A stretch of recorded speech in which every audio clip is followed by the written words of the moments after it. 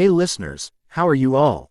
Thank you so much for being our awesome members. There's a lot to come more. Sit tight, be comfy, put your headphones, now let's begin. Everyone gets terrified once in their lifetime. Whether you deny it or not, everyone has experienced fear once, some more than others, some less than others. In Uzumaki Naruto's case, he claims that he has experienced fear less than many. Note, he claims. Just like many other proud ninja, he wasn't one to submit to such feelings. Duty and work comes first to a hard-working shinobi. Weakness was never to be an option. Though, there are exceptions. Hua. His eyes fluttered open only to see a ceiling and room without light. He felt the chill sensation of steel welcomed his back. Grunting tiredly, the blonde made an effort to move his arms forward but was stopped by metal bonds. Soon he found his legs were also strapped down. Despite the fact all his limbs were tied down, Naruto rose. His head as high as he could and squinted through the darkness. He found himself in one of the more solitary rooms of Konoha's hospital. He knew, of course, of the unmistakable tiles that laid flat above him. Though, he had no idea why he was strapped down to a steel bed or why they had used the bare steel beds in the first place. Wasn't there optional straps and bonding in the regular mattresses? The hell did I do this time? He muttered to himself. He noticed, unlike the other times he would wake up at the hospital, the memories of what had caused him to be unconscious didn't flood back to him. Lost in his thoughts, Naruto almost missed the soft chuckling that met his ears. Who's there? Whoever it was, they didn't answer. Naruto's eyes blindly ran across the part of the room he could see. His eyes failed to dilate in the dark. He thought with a scowl whatever happened before he was knocked out must have gotten him good. Show yourself, he said with a shudder. A sudden chill ran down his spine. My, Naruto. A voice said in faux surprise. You look so scared. What would ever bring you in such a state? Naruto's head violently jerked up as several deranged giggles met his ears. There was no way he could tell where the voice came from. Each and every syllable came from a different angle. He put it off as some sort of sick illusion. I said, who's there? A parade of giggles was his only reply. Let me out so I can kick her ass. He barked, squirming ferociously. If you think bindings and shit are gonna stop me, think again. Bastard. Now, Naruto, it chided, unfazed by Naruto's harsh words. Is that any way to treat a friend? Stop hiding and show yourself, coward. There was a pause. The temperature dropped tremendously. Naruto quietly shivered as the frigid air and the icy metal both met his naked skin. Coward, it asked. Naruto watched in startled awe as the room's lighting rose enough for him to see. His eyes shot to the large black mass on the far right corner of the room. Coward, quote, holy. Naruto choked out. The black mass seemed to turn to him. Two bright orbs stared right back to his blue eyes. A pearly white smile grew as Naruto's form shook heavily. You are the one scared, Naruto, and I'm terribly sorry to say. It crept towards him, its legs dragged on across the floor. Naruto stared with wide eyes. Wah ha ah, you are the coward. Its chuckling turned to full-blown laughter as it came closer. The blonde's body moved in a motion very similar to that of a fish out of water. His body shaking wildly to be free of its confinements. But his eyes glued to the creature approaching him. He gulped before mustering up some courage. What have you done with the others? Where are Sai and Sakura? What have you done with Yamato Taiko? The figure stopped, its eyes turning towards the wall. What have I done with Sai, Sakura and Yamato Taiko? A giggle escaped its unseen mouth. I wouldn't know. You bastard. Naruto screamed. Naruto tilde. It whined. What did I tell you about treating your friends that way? It began dragging itself towards the blonde. An arm stretched out towards him. Someone he help. If possible. The creature's mouth grew wider. Its chilling hand slapped itself on his shoulder. We'll have to fix that, won't we? Somebody get me out of here. He yelled, sealing his eyes shut. Naruto. The sound of lights flickering and frantic footsteps met the blonde's ears. Naruto. You're okay. Naruto opened his eyes to see Sakura smiling over him. Was it some sick nightmare? With an observant eye, he noted the keys jammed in between her fingers and the tears threatening to fall off her eyes. Sakura, you're okay. He rubbed his wrists after she freed them.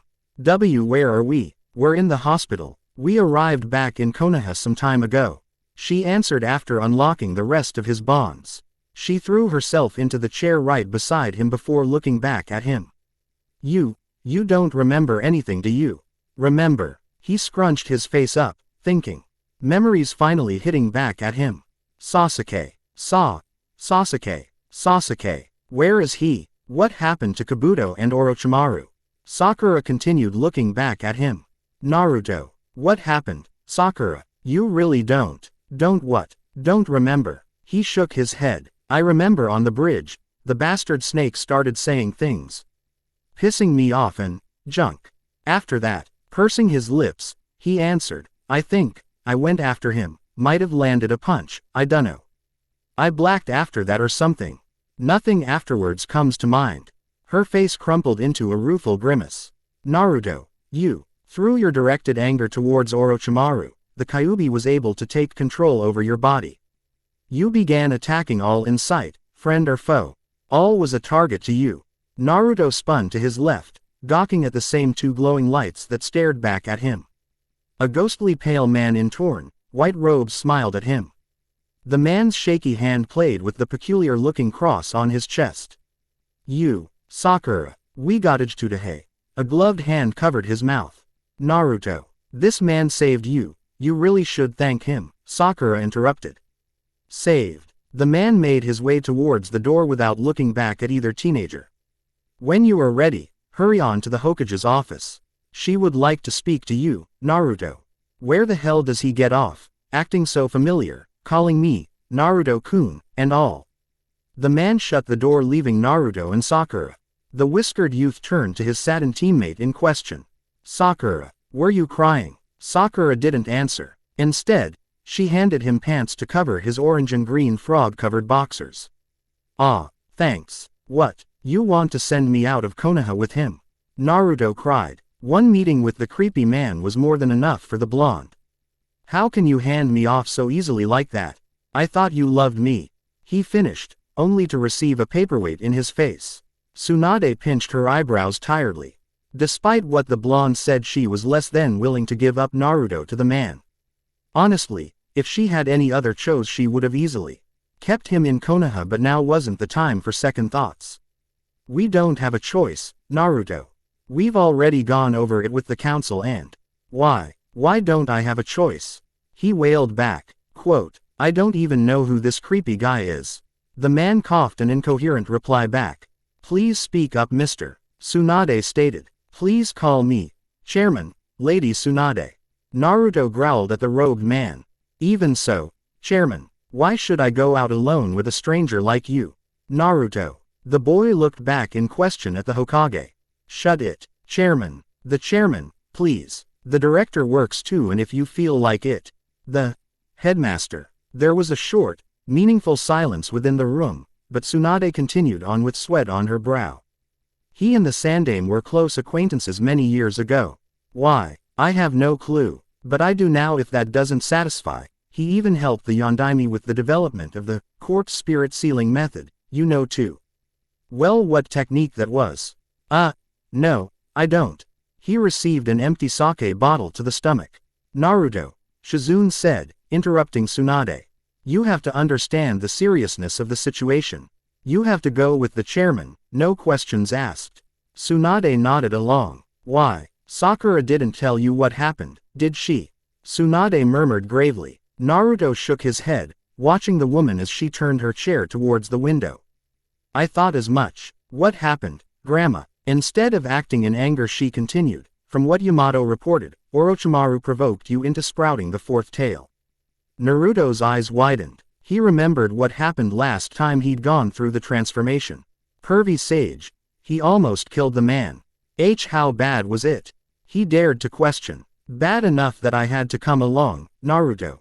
The chairman replied coolly. The fool almost aggravated you enough to grow the fifth tail. He paused thoughtfully. It was very fortunate of Lady Tsunade employ that Yamato man.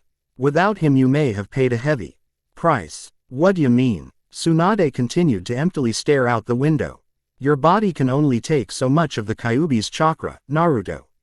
The outer layer of your skin evaporated when the fourth tail developed. With that said, Naruto studied the tanned skin on his left arm and, hello. A silver chain with a sort of lock was tied around his forearm. Why had he not noticed before? Just think of what would happen if Fifth Tail emerged. What's this, jewelry? He thought aloud, ignoring Tsunade's rant. A throbbing vein appeared over her head. Real men don't wear jewelry, said the boy whom wore a necklace valuable enough to buy a mountain. Excuse me, I meant to say, who still wears a necklace valuable enough to buy a multitude of mountains, the chairman chuckled out. Naruto glared back in return. By the by, that is a holy lock, an item created to block demonic energy. I had it specifically altered to suppress the Kyuubi's malevolent chakra. You should really thank me. The blonde glowered. Even so, I can't understand why I have to leave the village, he argued, trying to find a way out of his current predicament. Could you at least explain that to me? You guys need all the help you can get, especially when we're dealing with the Akatsuki. Tsunade could not endure it any longer. She threw herself out of the chair, startling both Shizune and Naruto. Taking the boy's shoulders, she picked the hapless teenager off the ground and violently began to shake him. You idiot, she yelled. The Akatsuki are after the tailed demons.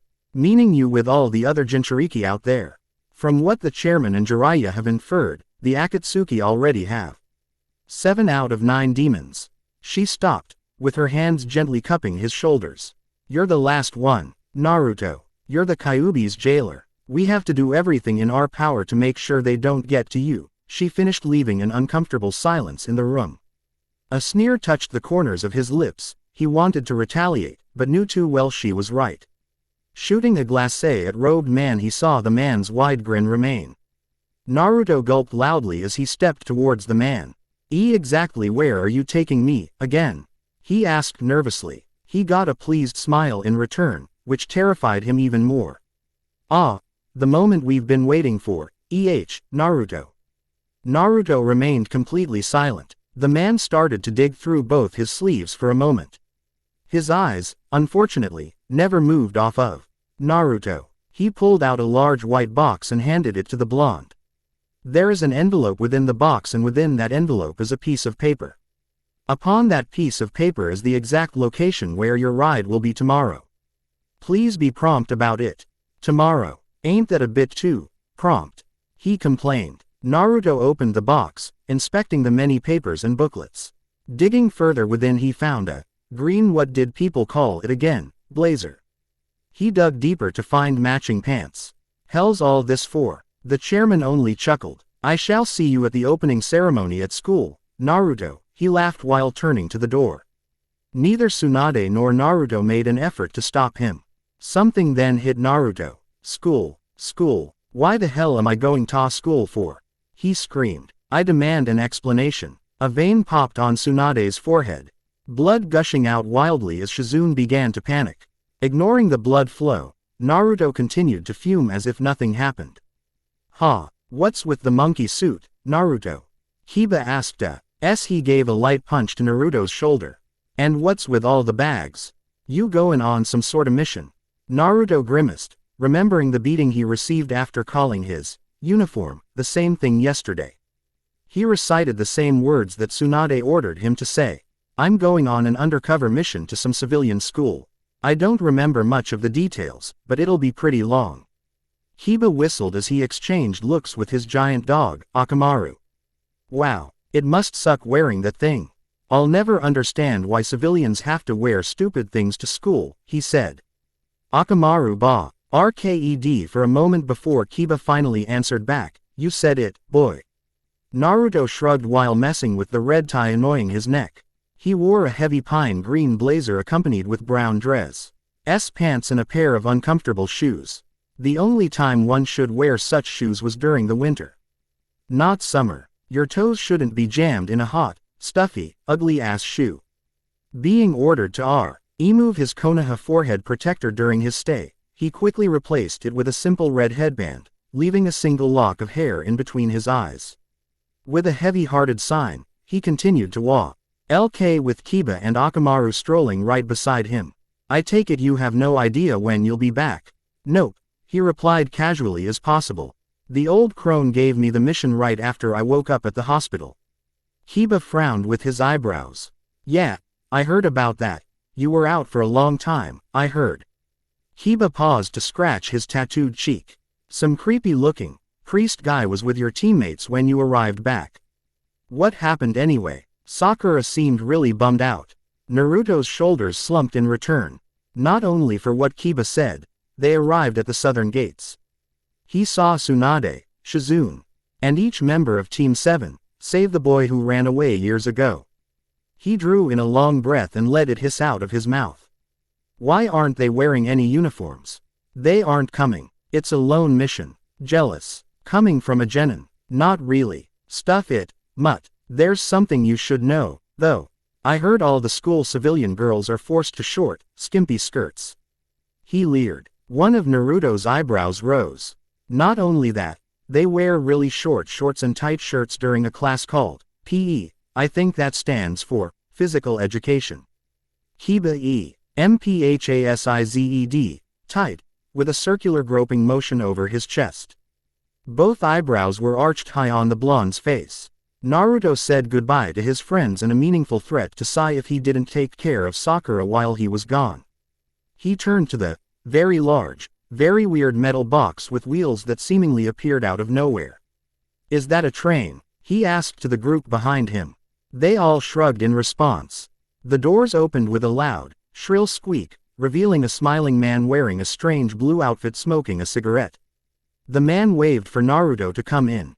As called a bus, kid. You ride in it. The bus driver drawled. Now come on in, would ya? I'm running on a schedule here. With that said, the man turned to Naruto, showing his eerily glowing eyes to the world. The blonde jumped. There is no way am I going in there. He turned to run but was grabbed and pulled roughly inside. The doors shutting before he could rush back outside. He gaped as his goodbye party, each sharing a look of mortification. Except for Sai, he just smiled as he always did. He violently hit the walls of glass. Help me. Get me out of here. They all gave a strained smile, except for Sai. He just gave the fake smile as he always did. The bus started up and slowly began to head down the dirt road. They watched as Naruto's face disappear then reappear behind the back window. Yamato leaned towards Kakashi who stood beside him. Do you think we should help him, senpai? He whispered guiltily. Kakashi shook his head. Nah, just act like you can't hear him from here. He'll understand, he said before making several faux gestures with his hands and ears, wearing a look of confusion on his face. In return, Naruto's look of distress became a crestfallen one. See, it worked. Would you look at that? Yamato declared in awe. Sakura shook her head before asking, Lady Tsunade, do you think Naruto will truly be safe at that school he's heading to? Tsunade let out a long sigh. I can't say for certain, but he'll be safer from the Akatsuki over there than here, that's for sure. How can you be so sure, Hokage-sama? Where exactly is this school of his anyway? Sai questioned. Tsunade turned back to the village as the bus was out of plain sight. A place you can't find on a map and where it's virtually impossible to reach. That's where. Sai blinked as the new information he received processed in his mind. Sounds like Naruto's going to be trapped there for a while, huh? Sai stated as he, too, left. Sakura remained quiet before turning towards the village gates. I wonder how it'll be. In a civilian school and all. Sounds too normal for Naruto, he'll probably be bored out of his mind. Tsunade, who was still in earshot, frowned at the irony within Sakura's statement. A school with that sort of name and title would have changed the girl's opinion quite significantly. Naruto hugged his luggage as he stared at the back of the bus driver's head. There had at least been a good half-hour of silence between the two. With a nervous gulp he asked, So, how long will it be till we reach this school, old man? The bus driver chuckled, causing a shiver to run down the blonde's back. A chuckle he knew too well. It won't be too long, just be patient, boy. We'll be there soon. Naruto immediately knew that he could tolerate this man more than that chairman he had the displeasure of meeting. Though, I will be honest with you. It will be a bumpy ride. He began to laugh. I'd tell you to put a seat belt on, but we don't have any. Naruto found himself nervously laughing with the man. What's a seat belt? Just as the man had said, the bus started to shake and the outside world became nothing but blurs and questionable glowing lights. The man gave a few more giggles until he began to cackle before speaking up. Next stop. What's going on? Yukai Academy. What? Ha. Ha. My first fanfic. I'm sort of proud and disgusted by it. I had the idea for a while now. A few months or so, I guess. I got too anxious and decided on typing it anyway. I hope I'll find the strength to work on the next chapter. If you've actually read the entire thing to this sentence, I'd be surprised if I knew or cared. If you're going to review, please use as less L33T as possible. My internet lingo sucks, not as much as I suck at English, though. Would it kill you to slow down, old man? Naruto yelled from his seat.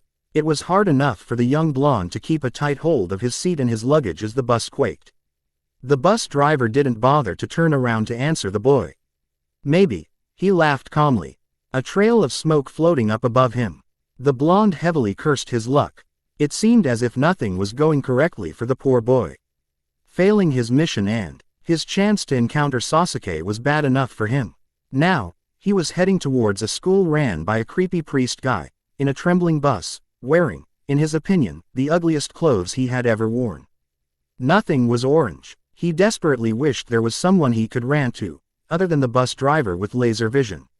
Someone must really hate me. The bus driver gave him something in between a laugh and a snort. Either way, Sonny, we're coming close to the academy, he said. Naruto felt as the shaking lessened and watched as the glowing lights disappeared, leaving nothing but pitch-black darkness. We're here already. Be sure you get all your possessions off of this bus, we won't be seeing each other for a while. I'm pretty sure I don't ever want to see you again. Ah, that's too bad, he said anyway. The bus emerged out of the darkness, showing Naruto a land full of dead, barren trees holding flocks of crows, skulls lying everywhere, and what frightened him the most, an endless sea of red. He shivered stepping out of the metal box with his belongings in hand. The bus driver chuckled. Here's a word of advice, Sonny. Naruto didn't bother turning around. He knew the man's unnatural eyes were already staring him down. Don't tell anyone you're human. Huh. The blonde turned around in flash only to see the doors slam shut and the bus driver cackle. Open the door. What the hell did you mean by that? He watched in horror as the bus drove away back into the tunnel they came from. Evil bastardd. He swore, screaming after the retreating bus. He waited many moments before sighing. Picking his things up, he began his long trek down the dirt road, not before kicking the sign-carrying scarecrow beside him. Yukai Academy, it read. Naruto glared at his stomach in frustration. This all your fault, I just know it. Rise, lower, watch, repeat. Naruto stared numbly at the dark, forbidding storm cloud that hovered above his new school. Minutes ago, he came walking towards the disturbing, castle-like school before he had made a small, but very important, discovery as he came to the school gates. Whenever he would step forward, lightning would flash across his eyes and the sound of thunder would hit his ears. He was completely startled at first, but afterwards he found himself disgustingly intrigued. Rise, lower, watch, repeat. Inwardly, he wondered if anyone was annoyed by the everlasting lightning and thunder. Excuse me, but didn't second period begin just a few minutes ago? Naruto turned to see a young woman approaching him.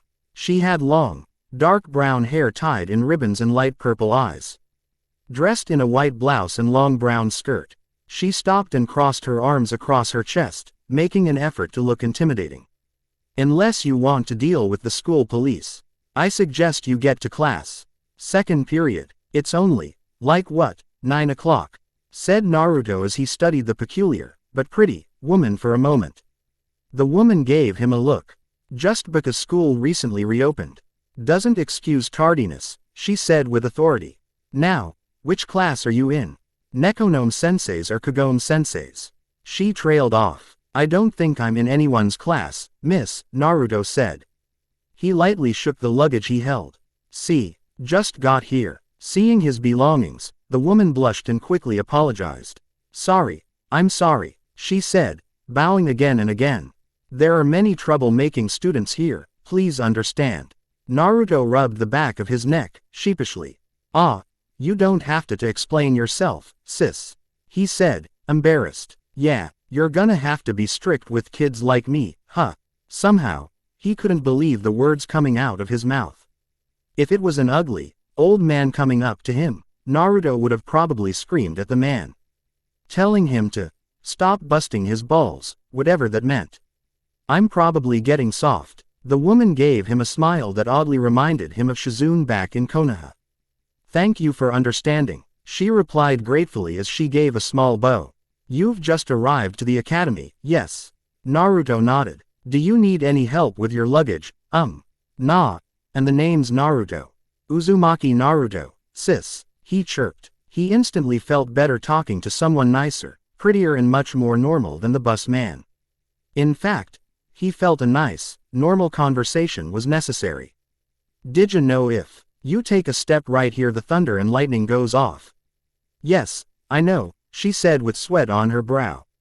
You aren't the only one who has made that discovery. With that said, the sound thunder reached their ears. The brunette stretched her arm and pointed past Naruto.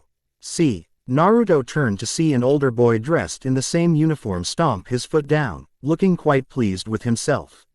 Oh, yeah, no, sis, you never quite told me your name, Naruto said climbing up the stairs to his dorm room, his female companion a few steps behind him. He just received his single key from a monstrously tall man at the front desk. He had to actually look up to see the man's face, while he was sitting down. Luckily, his new friend was there to assist him in his blubbering state. Though, his room key looked absurdly outdated. It was rusty, made of iron, and looked like it was stained with droplets of old blood. Why does everything look like it came out of a horror movie? Ah, how rude of me. I'm terribly sorry, Mr. Uzumaki. Naruto waved his hand lightly over his face, somewhat uncomfortably with the title. You can me Ruby, my full name is Dojo Ruby. Ruby, huh, that's a nice name, sis, suits ya too. She smiled in return. Ain't that some sort of stone or something? Naruto, huh, that's a nice name, suits you too, she mimicked playfully. Ain't that a sort of cake you find in ramen? Maelstrom, huh, Naruto as in Maelstrom, he corrected. Not that it really mattered to him, an absolute fan of ramen. Are you a student here too? No, I work here. Then, instantly, look of horror planted itself on Naruto's face. What? There's no way you could work here, he declared with a squirm. You're way too nice and normal to be working in a creepy and weird academy like this, sis. Creepy, weird, you're one of the few students who've actually said that, she replied with a puzzled face. Everyone else thinks the school has a dignified and cultured air to it. Everyone else must be fucking weird then. They stopped in front of the door to 110 feet, Naruto's new room. Twisting the doorknob, Naruto entered a normal, plain room. Bare walls, a small kitchen on the right corner, and a futon rolled up inside. An open closet. His shoulders sagged, letting the bags fall to the ground. With an excited holler, he jumped and began to roll on the wooden floor without bothering to take his shoes off. Hot damn. This place is way better than my apartment, he thought, ignoring Ruby who watched him by the doorway. This school is probably meant for rich bastards with a taste for horror cinema. He stopped in mid-roll with one leg sticking out in the air. With a stupefied expression, he looked at Ruby who covered her mouth with her delicate hands, trying to stop the childish laughter that escaped her mouth. Realizing what he was doing, Naruto quickly sat up, coughing into his right hand, acting as if nothing happened. Ahem, right, Ruby laughed at his faux seriousness. So how, when do I get my, how you say, schedule? Naruto said uneasily. Going back to school after graduating 3 years ago was going to be horrible, he just knew it, a civilian school at that. Ruby gave a short giggle. It all depends, Mr. Uzumaki. Exactly what grade are you in? Are you a second year or a third year? The blonde gave a shrug. Haven't been to school for about 3 years now, so I can't say. 3 years, she asked, surprisingly taking it in easily. Naruto gave a nod. Well, how old are you? 15, he said. 15. Really? You look at least 16 or 17. Naruto puffed his chest out with pride. His growth spurt did wonders for him. You're probably in the first year. Then again. What? He pushed on. Ruby put on a thoughtful face before answering back. RST years aren't to come in the academy for at least 2 more days for the opening ceremony. With that said, Naruto gave a happy sigh. That means I have 2 days to myself then, he sang. Much to his displeasure she shook her head. I doubt it. The staff doesn't like students running around campus. You'll probably be placed into one of the other classes before opening ceremony. Naruto cursed under his breath. Don't take it personal, Naruto, someone whispered. Naruto knew that voice. Jumping up, he ran beside Ruby. We just don't like our students to go off deprived of their much-needed education. Feeling cold air hit his neck, Naruto turned to see the ever-smiling chairman of board looking straight at him. Holy shish, he covered his mouth before any other words could come out of his gaping mouth.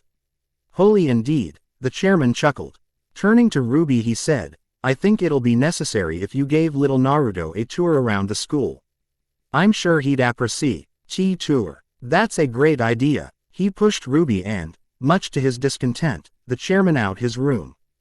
Goodbye. Quickly locking the door and grabbing Ruby's hand, he ran down the stairway.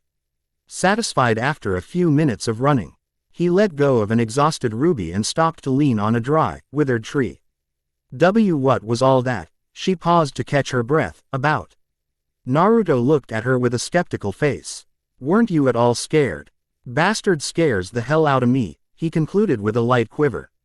Scared? Of the chairman? Of course not, Uzumaki-kun, I'm his personal aide. Naruto gaped. I'm so sorry. And over there are the man-eating bushes.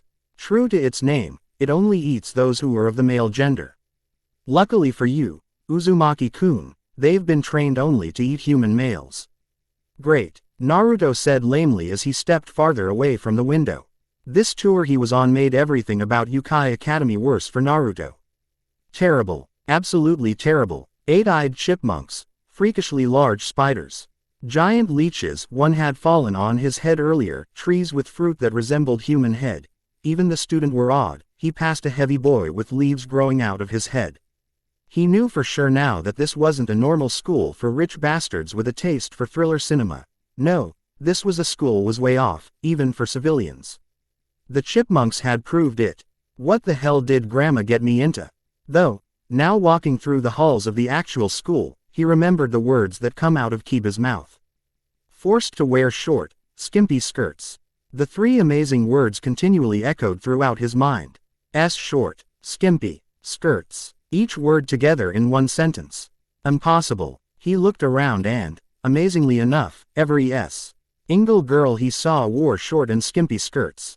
His legs froze instantly. How could he not notice? He had been walking throughout the school for over an hour or 2. How could the pupil of the self-proclaimed super pervert Jiraiya of the legendary 3 ninja not notice woman passing by wearing the shortest skirts he had ever seen? Sakura's own skirt didn't count. She wore shorts under them. No, these girls had nothing but leg. Speaking of legs, Naruto's eye caught a shoe. Above that shoe was a stocking. Above that stocking was a long, peach-colored leg. Above that leg was a short and skimpy skirt. His eyes trailed further up until he found the owner of the leg staring back at him. A cute brunette stared before waving timidly. Naruto gave a stupid smile and waved back, enthusiastically. The girl blushed and turned back to her friends, giggling. Before congratulating himself, Naruto saw the girl's hair moved, revealing a large hole which let a long and snake-like tongue slither through. It waved at him. He ran back to Ruby, who was completely ignorant of his disappearance.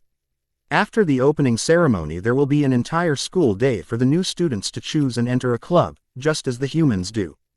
Ruby had led Naruto to a less populated hallway, climbing up the stairs he followed her till she stopped in front of a door. In case you're wondering how club activities go, I'm going to introduce you to a few good friends of mine, the newspaper club. With an extravagant introduction, she opened the door with an outstretched arm. Her blissful face instantly turned to a deadpan one. Naruto peered inside to see a small, empty classroom with one blonde woman napping atop one of the tables. Nekonomiya-sensei? She asked, shaking the woman lightly. Naruto made his way by the window and patiently sat on one of the many large boxes. I thought you said, friends, sis. Friend, ain't plural. She gave an annoyed glare to the boy who ignored it in return. The blonde woman stirred in her sleep, muttering incoherent things. Nekonomiya-sensei, sensei, sensei. With an entire moment of shaking, the woman woke up, stretching her arms out, releasing a loud and long yawn. Much like a cat, Naruto noted. While adjusting her glasses, Nekonomiya-sensei bolted up and leaned towards Naruto, much too close for the blonde's comfort. Huh, she said. Naruto felt a long nail poking the sides of his cheeks. She began to laugh with a ditzy expression. I like you already, Naruto asked, confused in record time. Nekonomiya-sensei, this is Uzumaki Naruto. Ruby chirped happily, thankfully grabbing the feline-like woman's attention from the blonde. And Naruto, this is Nekonomiya-sensei. She is the advisor for the newspaper club. Speaking of which, sensei, where are Sukune and the others? The woman in question ignored her and continued playing with the distressed Naruto's whiskers. See, could you stop? Nope. Oh, okay then. Taken back by the woman's bright answer, Naruto continued to endure the pain of sharp nails on his face. Nekonomiya-sensei? Ruby asked again. They're probably roaming the school about now, taking a firm hold of each side Naruto's face, stretching his flesh out to comical proportions. Don't you remember, Ms. Ruby? Club activities won't start till after the opening ceremony. OWWWWWWW, Naruto slurred out. Ruby gave herself a soft bonk on the head. I forgot. I'm sorry, Mr. Uzumaki. You'll have to meet them later, then.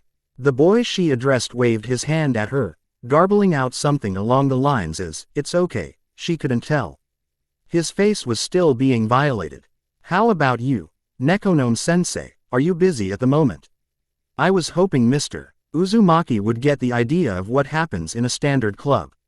Naruto watched as the top of Nekonomi's hair waved, like cat ears. Weird, he thought as his face threatened to rip in half. Actually, you caught me a bad time, I was redecorating the room. More like you were procrastinating, Naruto retorted smoothly, before finding himself rolling on the ground, holding his blood-spewing face in pain.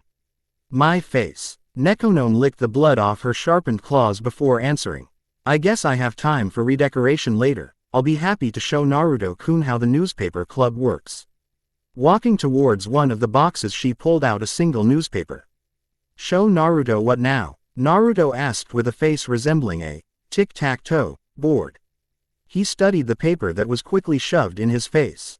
This is what we do, Naruto, mewed Nekonomiya. Our club is in charge of making the school newspaper. We write articles, we take pictures, you name it. We've even traveled to the human world at times. Planning on joining? No, not really. Her claws shot out. My face, he wailed. Rolling on the floor, he was leaving quite a large trail of blood on the floor. Ruby took his arm, helping the crying blonde on his own 2 feet. She offered a guilty smile. Oh, NLY, a few times I've ever seen Sensei so active. I think she's taken a liking you, Mr. Uzumaki, she declared, hoping to lighten the situation. The blonde glowered. You act as if that's a good thing. He hurried towards the door. Ah yes, Uzumaki Naruto, correct? Questioned Nekonomiya. Naruto turned to give her a look of disbelief. She had been calling him by his name for almost 5 minutes, now. She asks whether or not he was Uzumaki Naruto. What was up with this woman anyway? Probably stoned on catnip or something, he thought, chuckling at the thought. Yeah, I'm Naruto, as I thought. Shish. He congratulated herself before continuing. I need you at the bus stop tomorrow in the beginning of 3rd period. 10:30. Ruby said helpfully. Exactly. Naruto, where did he go?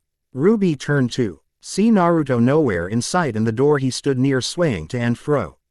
Uzumaki, stuffing his hands into the side pockets of his pants, Naruto continued to walk aimlessly through the more secluded part of school grounds. He wasn't necessarily aimless, He was hoping to find the school dorm. Now, he was starting to regret running from Ruby.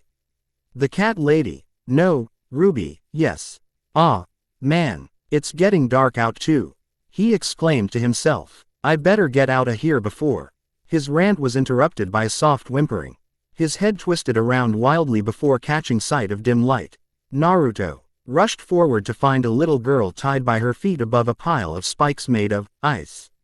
The slim rope keeping the girl up threatened to slip as a small candle continuously under it. A simple, but dead, Lee trap to those who don't have the ability to break free, like me. Unnoticed by the saddened girl, he gently blew the candle out and walked up the tree to the branch holding her up, grabbing hold of the rope above the child's ankles. He gave a hard yank which threw the girl up in the air and into his arms, causing her to scream. Ah, she squealed, startling the blonde. Gah, little girl, stop screaming. You're safe now. Shut up please. What? Don't drop me. Don't drop me, she screamed, wiggling around frantically in the blonde's arms. Little girl, stop moving around so much or I will drop you. She froze, looking up at the blonde. Understand? She nodded. Understood. So Yukari, is it? Naruto asked as he played with her large, black hat. The girl had an interesting sense of fashion consisting of a short cape and the hat he had just tried on. What's a lil' girl like you doing in a big scary school like this? Instead of answering, she swiped her hat away. I am not a little girl. You still didn't answer my question, Naruto replied. The girl huffed with a pout, reminding him of Konohamaru and his gang back home. Whiny little brats. I got into trouble with my friends, so they tied me up here. Naruto gawked. Into that thing? Yukari nodded sadly. What kind of sick friends do you have? A bright ray of light shot up in the air before Naruto could finish. His face went pale as sickening sensation hit him and was dragged to his stomach. A dark, intense energy blew past him as did a flock of screeching bats.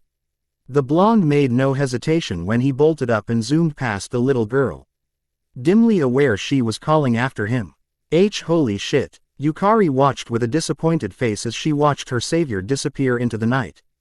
I didn't even get his name, she whined. Sukune laid flat on the ground, bleeding, after the supreme kick he received from inner Mocha. He couldn't blame her though. Waking up only to find someone straddling you was pretty inexcusable. If he found a man riding atop of him, he'd instinctively kick the culprit sky high, just as he was. His eyes rolled up to see Mocha turning her back to him with a certain scorn. He really did it this time, huh? So, Yukari had outer Mocha drink an aphrodisiac, she finished, leaving Sukune blushing. To intensify whatever petty feelings she had for you. Sukune ushed himself up as Mocha placed her hands on her hips. All those pushy things today, he trailed off. All which were the aphrodisiac's complete doing, she stated before turning to him. My vampire pride will never allow one such as you, an insignificant human, come anywhere near me, she declared with her body completely facing him. Even if we do share the same body, the same experiences, we are not the same person and we do not share the same heart, remember that well, Sukune. Sukune remained quiet, studying inner Mocha's face intensely. It could have been eyes tricking him or the fact the area became so dark.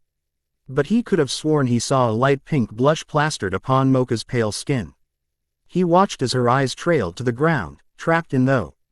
Naturally, it would be impossible for one such as you to win my heart. You'd have to seduce me first. Sukune hit the floor head first in anguish.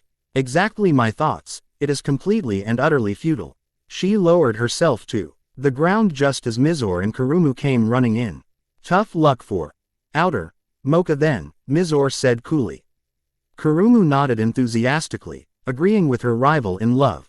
Excellent work, Mocha, she cheered on. Inner Mocha ignored the further chattering of her three classmates. She turned to a single tree with a rock in hand. Casually tossing the rock up and down, she waited before shooting it towards the upper branches of the tree. A surprised yell met the party's ears before the sound of a large body hitting the ground. What the hell was that, Akashiya? Shrieked the blue-haired succubus before following the silver-haired vampire. Something that was watching us, Mizore said as razor-sharp icicles grew off of her slim fingers. They must have heard Mocha address Sukune as a human. Then we'll have to persuade them to keep a secret.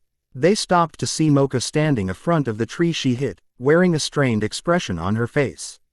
All heads turned to the rattling leaves of a nearby bush. They watched as the culprit jumped out before them. It's an orange cat. Kurumu finished off, turning to the mortified Mocha beside her. Instead of hitting one of your own lame bats or those infernal crows, you hit a cat. A cat? Really? Mocha, that's hitting an all-time low. Say another word and that mouth of yours is good as gone. The cat nervously stumbled on the ground, staring at the four with its bright blue eyes before hightailing off in a random direction. The academy students did nothing but watch the panicky thing run off. Do you think we should go and get it, Mocha? Sukune asked his beautiful companion. It was heading towards those meat-eating bushes you told me about. They only eat humans, males, remember? Mizore stated, expressionless. The only one who we should worry about here is you, the lone human male. Sukune gave a tired shrug and walked back towards the school dorm with Mizore and Kurumu trailing after him. Inner. Mocha gave one last glance before departing. I could have sworn it was someone. She frowned before walking away. Sukune. Mocha turned to see a frantic Yukari run up to the brunette, hugging his waist. Did you? What is it, Yukari? Sukune asked as Kurumu jumped up from behind. How'd you survive? Both Mizore and Kurumu fell to the ground bleeding as heavy cement blocks hit their heads. Did you see a blonde-haired guy with blue eyes run through here? He saved me from that sick torture device that Blue Cow and her follower made. Blonde-haired guy, torture device, follower, Mizore repeated with an eye tick. Yeah, he rescued me then ran over this way after Mocha's transformation. Mocha's eyes widened ever so slightly before turning back to where the orange cat ran off to. I may just be paranoid, that cat did have blue eyes. But in the meantime, before going on any further, you have a lot explaining to do, Yukari. Eek. Naruto fell inside his dorm room foe. His legs gave out from all the running he spent trying to get away from the treacherous man-eating bushes. Brushing off leaves and twigs, he removed his garments and threw his red headband off to the floor. Maybe I should have pretended to be a magical talking cat instead. They could have carried me to the dorm rooms, maybe even offer granting a wish. Thoughts of the silver-haired beauty flooded back to him. Her insane strength caused the rock to shoot out of the tree at full force, almost hitting him. If he didn't detect the rock in time, there would have been a large wound on his face by now. Just as they said, curiosity killed the cat. What's with all the cat-related things today? Sighing, he threw the futon over his head, shutting his eyes. He knew for certain he wasn't going to wake up Tom Oro to see that cat lady for whatever she needed him for. He was just going to sleep the rest of the day off. At least he hoped so. Finished it. Only like 4,000 something words. I'll start on the next chapter later on. There were no doors, no windows within the room Naruto sat in. It was a large white room containing nothing but a wooden table and him. He made no effort to wonder how he entered a room without doors or any other sort of opening. In fact, he wasn't thinking at all. His mind was completely still. Pushing himself off the ground, he stood up and made his way towards the table. The sound of his sandaled feet hitting the floor echoed throughout the hollow room. He abruptly stopped and watched as an instant ramen cup appeared, accompanied with a pair of wooden chopsticks. The blonde didn't question how the cup appeared or why it did so. Rolling up his black sleeves, he felt a drop of saliva fall onto the floor below. He was drooling, not that it really mattered to him. Naruto slowly ripped the plastic top off to reveal a hot, beautiful batch of instant ramen. He took a deep breath, inhaling the steam. It was miso, his favorite flavor. Capturing a bundle of noodles with his chopsticks, he closed his eyes as it came into his open mouth. His eyes flashed open with bewilderment. There was nothing but wood in his mouth. Naruto frantically grabbed the cup and peered inside. It was empty. His eyes opened. "Gua!" Naruto shouted, bolting up into a sitting position on his futon as cold sweat covered his naked skin. "Anything wrong, Naruto?" "Nah, just a nightmare," he replied with a yawn, turning to his female companion. It's weird, cuz it's, like, the 15th time I've had that dream. Maybe it's because I didn't eat anything last night. You think so? I guess. Interesting. Yeah. Naruto trailed off, blinking, waiting for recognition to sink in. Nekonomiya-sensei. The upper locks of her blonde hair twitched. Yes. How did you? She pointed to the door behind her. Ah, you left the door open, so I waltzed in here waiting for you to wake up. Ah, you didn't show up at the bus stop, so I came to check up on you. The field trip. Remember, I told you yesterday before you disappeared. Oh, there was a long and uncomfortable silence between the two, more like it was uncomfortable for Naruto. Nekonomiya-sensei looked as if she didn't mind it at all. She sat there and he sat there, both waiting for each other to speak up. The younger blonde coughed expectantly at the woman. Mew, could you get out for a sec? Why, of course, she said as she stood up and made her way towards the exit, leaving Naruto to himself. He hugged his arms and began to shiver. I still don't understand why I have to wear this ugly thing. Naruto grumbled as he played with the cloth around his neck. It's uncomfortable, horrid and ugly. This stupid Taiwan. He was startled as he felt hands around his collar. Nekonomiya-sensei stopped in her tracks, correcting the red tie. She finished with a smile and shut eyes, giving him a light pat on the head. Gee, thanks. If you practice more often you'll have no trouble with it later on, she declared, pulling him towards the large crowd of students by the ear. Nekonomiya raised an arm, waving to them all. Good morning, my beloved students. Good morning, Nekonomiya-sensei. They greeted back in sync. Many of them snickered at the sight of their teacher and the blonde boy before receiving a fiery glare. Under odd circumstances this young man arrived to the academy earlier than expected. So for the day he'll be joining Class 2-1's special training, the cat woman said with excitement. Please treat him with respect as you do with your other classmates. Training. She brought me out here for training. She gave Naruto a slight push forward. Go on, Naruto. Introduce yourself. Naruto stepped forward with a sour expression, his eyes trailing over the students who studied him warily. He spotted the short-haired girl he rescued yesterday waving at him enthusiastically. He put on a sheepish smile while adjusting his red headband. Name's Uzumaki Naruto, nice to meet ya. In the back, young Yukari tugged on Sukune's sleeve, pointing at the blonde excitedly. See, that's him, Sukune. He's the blonde guy who rescued me yesterday. She looked up at the brunette's face curiously. Are you sure you didn't see him? Sukune turned to Mocha, Kurumu and Mizore who all shared the dumbfounded face he did. He looked back at the young witch. None of us saw him, Yukari. Are you sure it's him? Yukari nodded. I'm positive. Before continuing, the class turned to the incoming bus. None of them noticed the grim look on the new blonde's face. Bus man, you brought us all out here for a silly fruit hunt. Naruto moaned as he massaged his face. Nekonomiya-sensei had been playing with his cheeks through the entire trip. Not only that, she'd claw at him if he put up any resistance. If it wasn't for the Kyuubi's healing, he would have bled to death by now. The trip had brought the entire class to a sort of swamp-like area, stretching towards dark, ominous woods. Not a good sign to the blonde youth. The dark-haired boy next to him wore the same look of dismal. I thought we came out here for special training, Nekonomiya-sensei, the boy said nervously with a risen hand. What's this about fruit all of a sudden? Nekonomiya-sensei turned to the two with the same ditzy expression. Ah, but it is training. I don't understand. First off, it's strawberry and grape season here in the forest, attracting many birds and other small critters.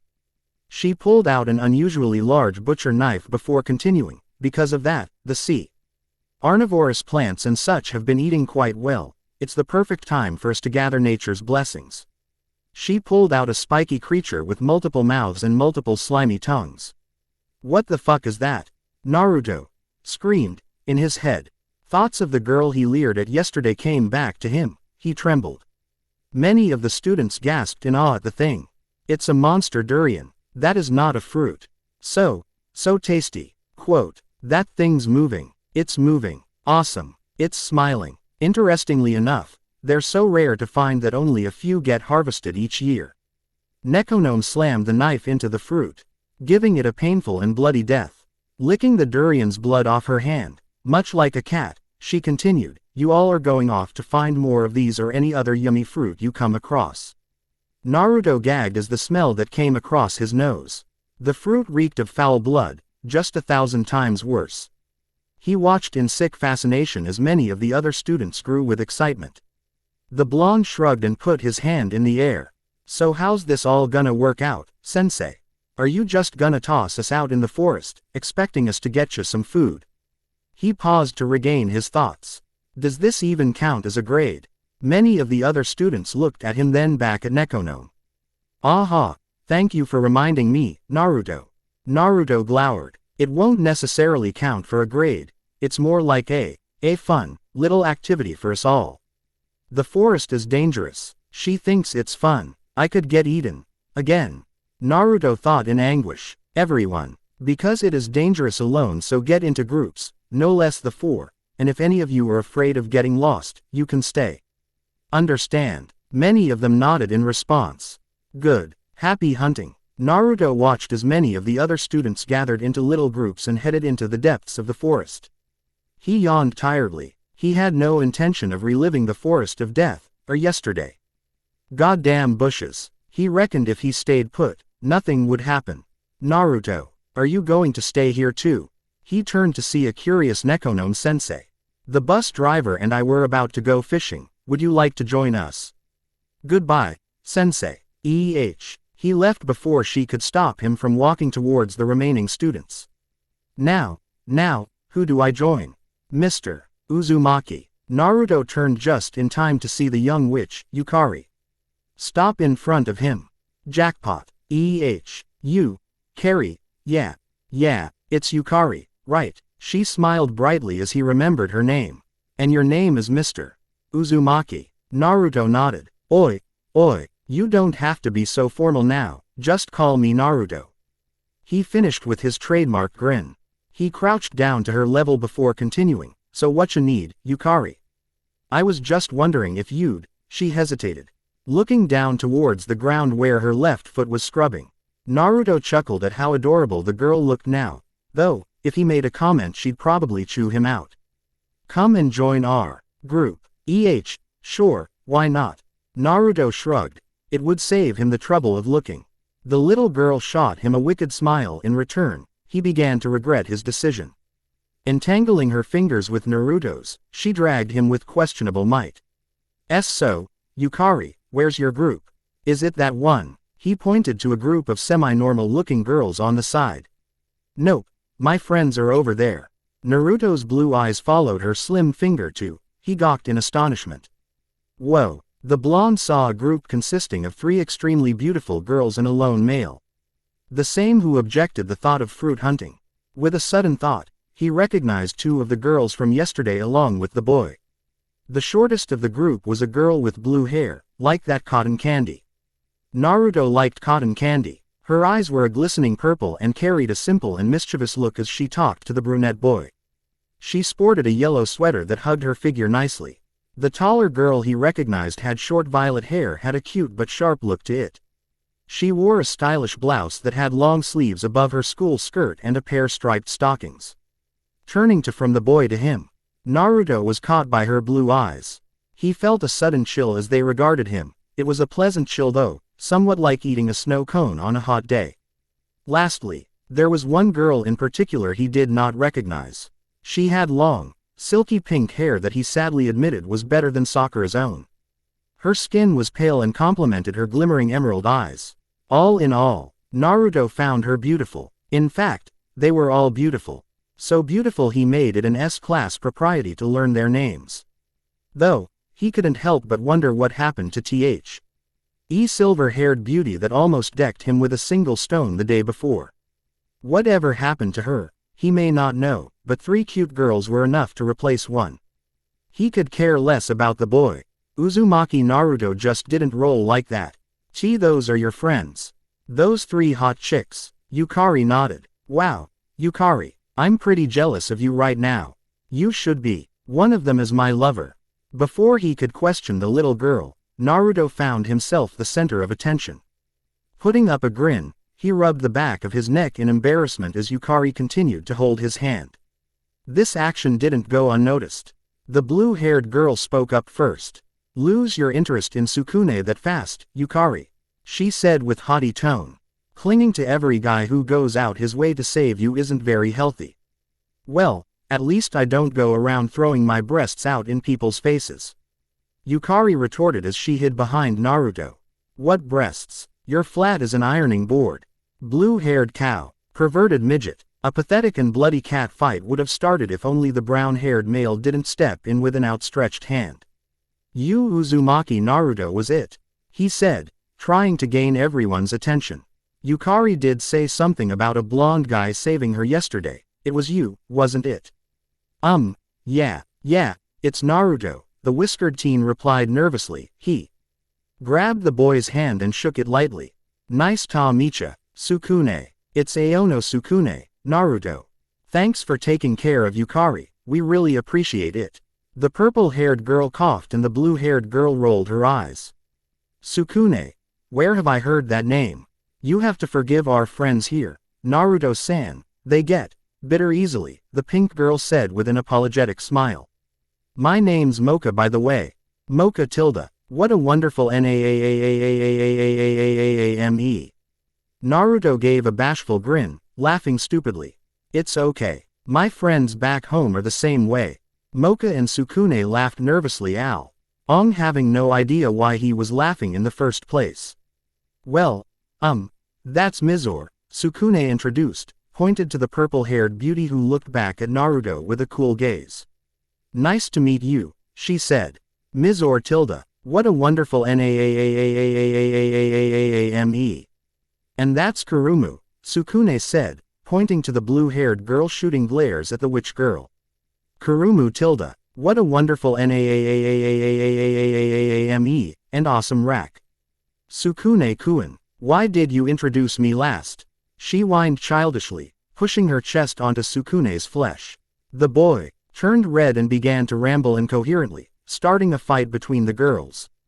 Lucky bastard, Naruto watched, intrigued as the many females began to battle among themselves, playing tug-o-war with the hapless Sukune, before a loud, menacing growl stopped them. They turned to Naruto, who blushed brightly as he held his stomach. "Could we start this fruit hunt thing now? I'm getting pretty hungry." "Obviously," Mizore stated with a deadpan tone. As he walked through the forest with his new acquaintances, Naruto found himself quick friends with the older boy, Sukune. An ordinary, polite guy he was, decided the blonde. The only thing about Su-kun that irked Naruto was the fact he had a real, live harem, an actual harem. Just how cool was that? Just as comics and cartoons back home portrayed, a shy guy having the ability to make drop-dead beautiful woman instantly falling in love with him. Naruto's hopes of obtaining Jiraiya's goal in life began to wane a bit. All the sudden catfights and other jealous males would give him no peace. The only good part was the beautiful woman, it seemed. The thought of dying from chronic nosebleeds seemed more realistic now. "Naruto, I remember Nekono-sensei saying that you arrived to the academy early. Does that mean you're a first year?" Sukune asked the blonde beside him. Naruto shrugged. "I guess so. Does it really matter?" he murmured as Yukari continued to hold his arm. "You're only a first year." She began to cackle. "That makes you my underclassman, Naruto Kahai." Naruto made a face. He didn't really care about this school he was in or how it ran, but he knew when an insult was made. "I ain't gonna call you Yukari-senpai, if that's what you're hoping." He looked back at her with a light-hearted glare. "And besides, what are you? Like 6 or something?" A raging gravestone landed on the blonde. "I'm 12 years old. Doesn't really matter to me," he grumbled, shaking off the blood and rubble from his head. He tuned the furious girls rant out, listening to the 3 other women and their conversation. "Don't think this contest is over just because that new guy decided to join us, Mocha. The battle will never be over till I win," Kurumu declared with boosting confidence. "Don't get too confident, Kurumu. I'm going to get the durian first," Mocha said back. "You both should watch your backs, Mocha, Kurumu," Mizore muttered, slipping her lollipop out of her mouth. "If anyone is going to win this contest, it's me." Contest. Naruto questioned. The three turned to him. What contest? Can I join? Sukune looked mortified, not that anyone could blame him. You really shouldn't, and Naruto, Mocha stuttered with sweat on her brow. Naruto continued his look of ignorance. Of course you can't join. Kurumu continued for Mocha. I don't care whatever your sexuality is, you. What the hell does my sexuality have to do with anything? A thought popped in his head. Oh, you girls wouldn't be, you know. An icicle found itself wedged into the blonde's skull. We aren't. You on the other hand, we have no idea. Mizore slipped her hands back into her long sleeves. I still don't understand, Naruto said, pulling out the ice, unfazed as red liquid continued to trail down his face. Naruto Kahai, I think you should join in our little contest. Yukari cheered, pulling on the blonde's arm. She turned to Mocha and Sukune. Just think about it, Sukune, Mocha. Another handsome male, he'd even out. She trailed off blushing and drooling. Naruto gulped, he knew that expression quite well. You're a pervy little girl, aren't ya? A tree branch hit his head. That's really starting to bug me. Coming from a pervy guy like you, it seems pretty ironic. Kurumu said with a strained expression. What's that supposed to mean? Naruto growled out. The blue-haired beauty stopped in her tracks and glared at him. That goofy, carefree smile, those closed eyes, that red headband. Kurumu looked back at her friends, then Naruto. He may not have the same Osaka accent, but he still talks like a Yankee. He's a blonde Jin senpai. A short temper and a loud mouth. What a bad combination, though, her short height does complement the size of her breasts. Pervert's probably thinking of my breasts right now. I'm not, he gawked. R2, I'm not, R2, I'm not, R2, and you know it. Kurumu finished, crossing her arms under her chest. Naruto snorted. TCH, as if. My grandma has bigger and firmer breasts, and they don't sag half as much as yours do. He declared, proudly puffing up, feeling as if he won the battle. Gee grandma, she screamed out, grinding her teeth as a dark purple aura surrounded her. Kurumu drew back her sharpened nails. Why, you, C-C claws. The sound of slicing flesh rang throughout the forest. Kurumu didn't hesitate as she began moving forward, leaving a bleeding Naruto rolling on the ground. You really shouldn't have said that, Naruto, Sukune said, wincing. Ya think? Oh ow, Naruto complained for the 10th time. He really did not expect the girl to have the ability to grow her nails, and sharpen them. His face may have quickly regenerated, but the pain was still fresh. It hurts to talk. Then stop talking, Kurumu snapped. The blonde shut his mouth, glaring at the busty girl. Don't worry, Naruto Kahai. She's mean to everyone, Yukari said sympathetically before she was too silenced with a death-promising glare. Discouraged by the lack of monster fruit, the group came to a stop, resting underneath a bushel of trees. The whiskered youth played with the single lock of hair between his eyes as he chuckled at the comical scene of the four girls fighting over whom would sit beside Sukune. He just knew the perverted sage would kill for an experience like this. They've been walking through the forest for so long now and we haven't seen a durian once. Mocha sighed. At this rate no one is going to win the contest. Sukune brightened up significantly. It shouldn't really matter. That monster durian thing didn't look so good anyway. I mean, just look around. There's grapes and apples, don't you want to eat that instead?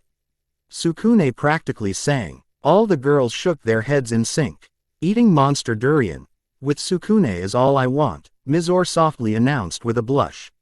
The other girls turned bright pink at the thought. Naruto gagged. That was no fruit. That was foo. Naruto, there's a child here, Mocha warned with a look.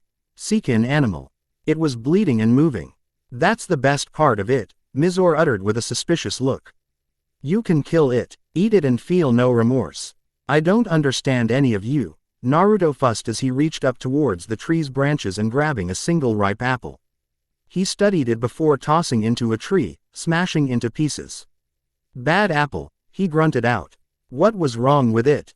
Mocha asked. It had teeth and eyes. Ah, you know, Mizore said, lowering her voice so only her friends could hear. Doesn't that Naruto guy just make you wonder what kind of monster he is?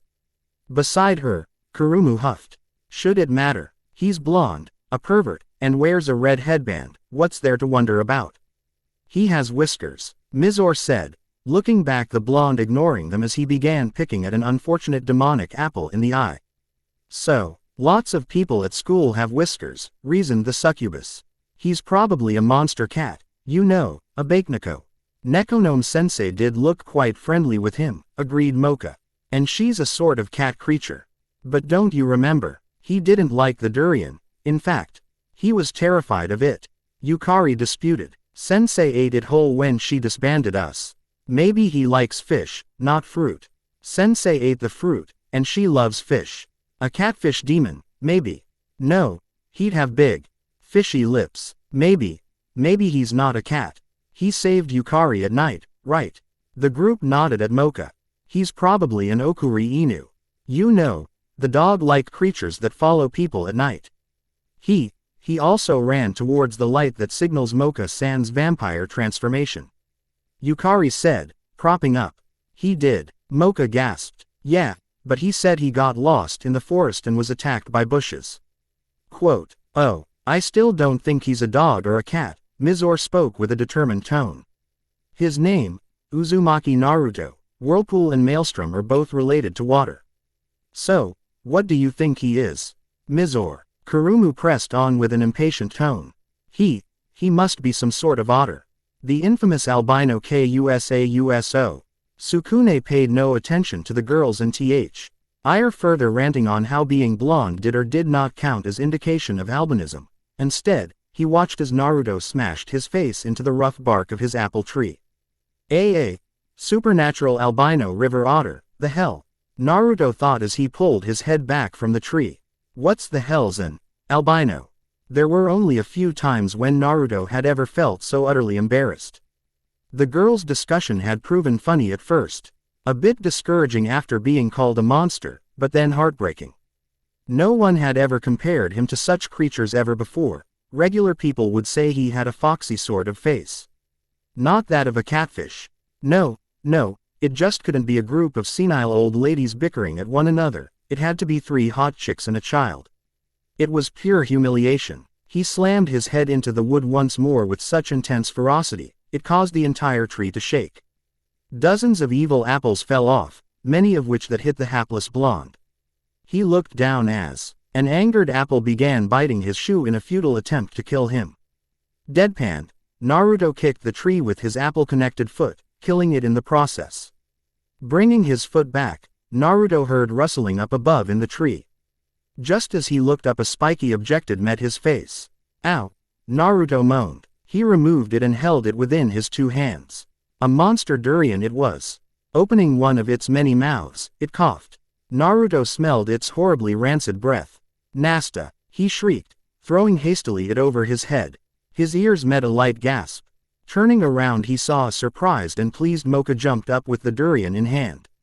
I've got the monster durian. She squealed in delight. I won. You idiot. Why the hell didn't you throw it to me? Kurumu cried as she trapped Naruto in an arm lock, enabling Mizore to punch his defenseless stomach with her ice-covered fists. Why? It was Gurk on accident. Naruto cried as blood shot out of mouth. Wait, what's it doing? Mocha asked as she felt its slimy tongues wrap around her body. It's getting into my unifo. There was abnormally high-pitched scream. Naruto watched in horror as Mocha fell to the ground unconscious, dropping the durian. Just as he processed what he had just witnessed, instinctively, he fell back as blood shot out of his nose. Tentacle rape. He fainted. Naruto Kahai, wake up. Yukari ushered as she shook the stirring blonde. His eyelids flickered before revealing all of his sky-blue pupils. Grabbing Yukari's hand, he lifted himself off of his back and onto his feet. What's happened? He asked, noting the frantic expression on the young girl's face. He looked around, purposely avoiding Mocha's face. Where are Sukune and Kurumu? Kurumu went after the monster durian with Sukune in hand. Mocha said, worried. Naruto shrugged, probably a harem girl thing. So, what's so wrong about that? Kurumu. Sukune. Dangerous forest. Alone. Mizore spelled out for him, slowly. The blonde made a face. I ain't stupid. Naruto shot back. You threw the durian to Mocha and in my book. That's sort of stupid, Mizore grumbled, giving Naruto a skeptical look. He huffed. It was totally a harem girl thing. It ain't like that thing was harmless. It fucking coughed on M. That's it. Harmless. It isn't harmless at all. Yukari screamed, surprising the others. Mocha turned to the girl with a confused expression. What exactly do you mean, Yukari? She asked. The meat-eating monster durian. It's entirely dangerous. We have to go after them. Sukune and Kurumu are in danger. Why in the world would Nekonon-sensei send us out fruit hunting for something as dangerous as this? Mizore wondered as a disturbed thought came to her. You don't think she knew this all along, do you? That doesn't matter now, only things important are Sukune and Kurumu. Yukari declared, waving her wand high in the air. As if set off by some sort of signal, Naruto slipped his right arm over Mocha's waist and his other over Mizore's.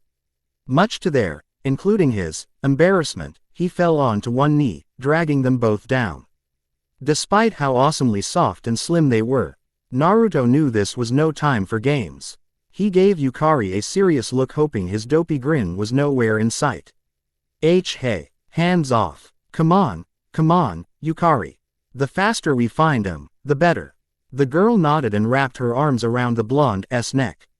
Rising up, he raced off in hope of finding the boy and his busty companion. Wrong way. Kurumu ran off the other way. Oops. Mizore slapped her forehead in exasperation. At this rate they'd never get to Sukune in time. There, I can see him. Naruto grunted as he came to a stop, dropping the girls in an unintentionally rude way. There was no way he could think straight while being so close to such cute girls. He watched as Kurumu conversed with Sukune with the monster durian in hand. A wicked smile began to grow on its prickly surface. That's why I didn't want everyone else here, so it'd just be me and Sukune eating together, she finished with a genuine blush. It would have been a tear-jerking moment if the ground didn't start to quake. Naruto held back a gasp as dozens of large teeth emerged out of the ground, surrounding the blue-haired girl. He only had one shot at this. He jumped out, disappearing from the three females. Naruto. Yukari yelled as he vanished from plain view.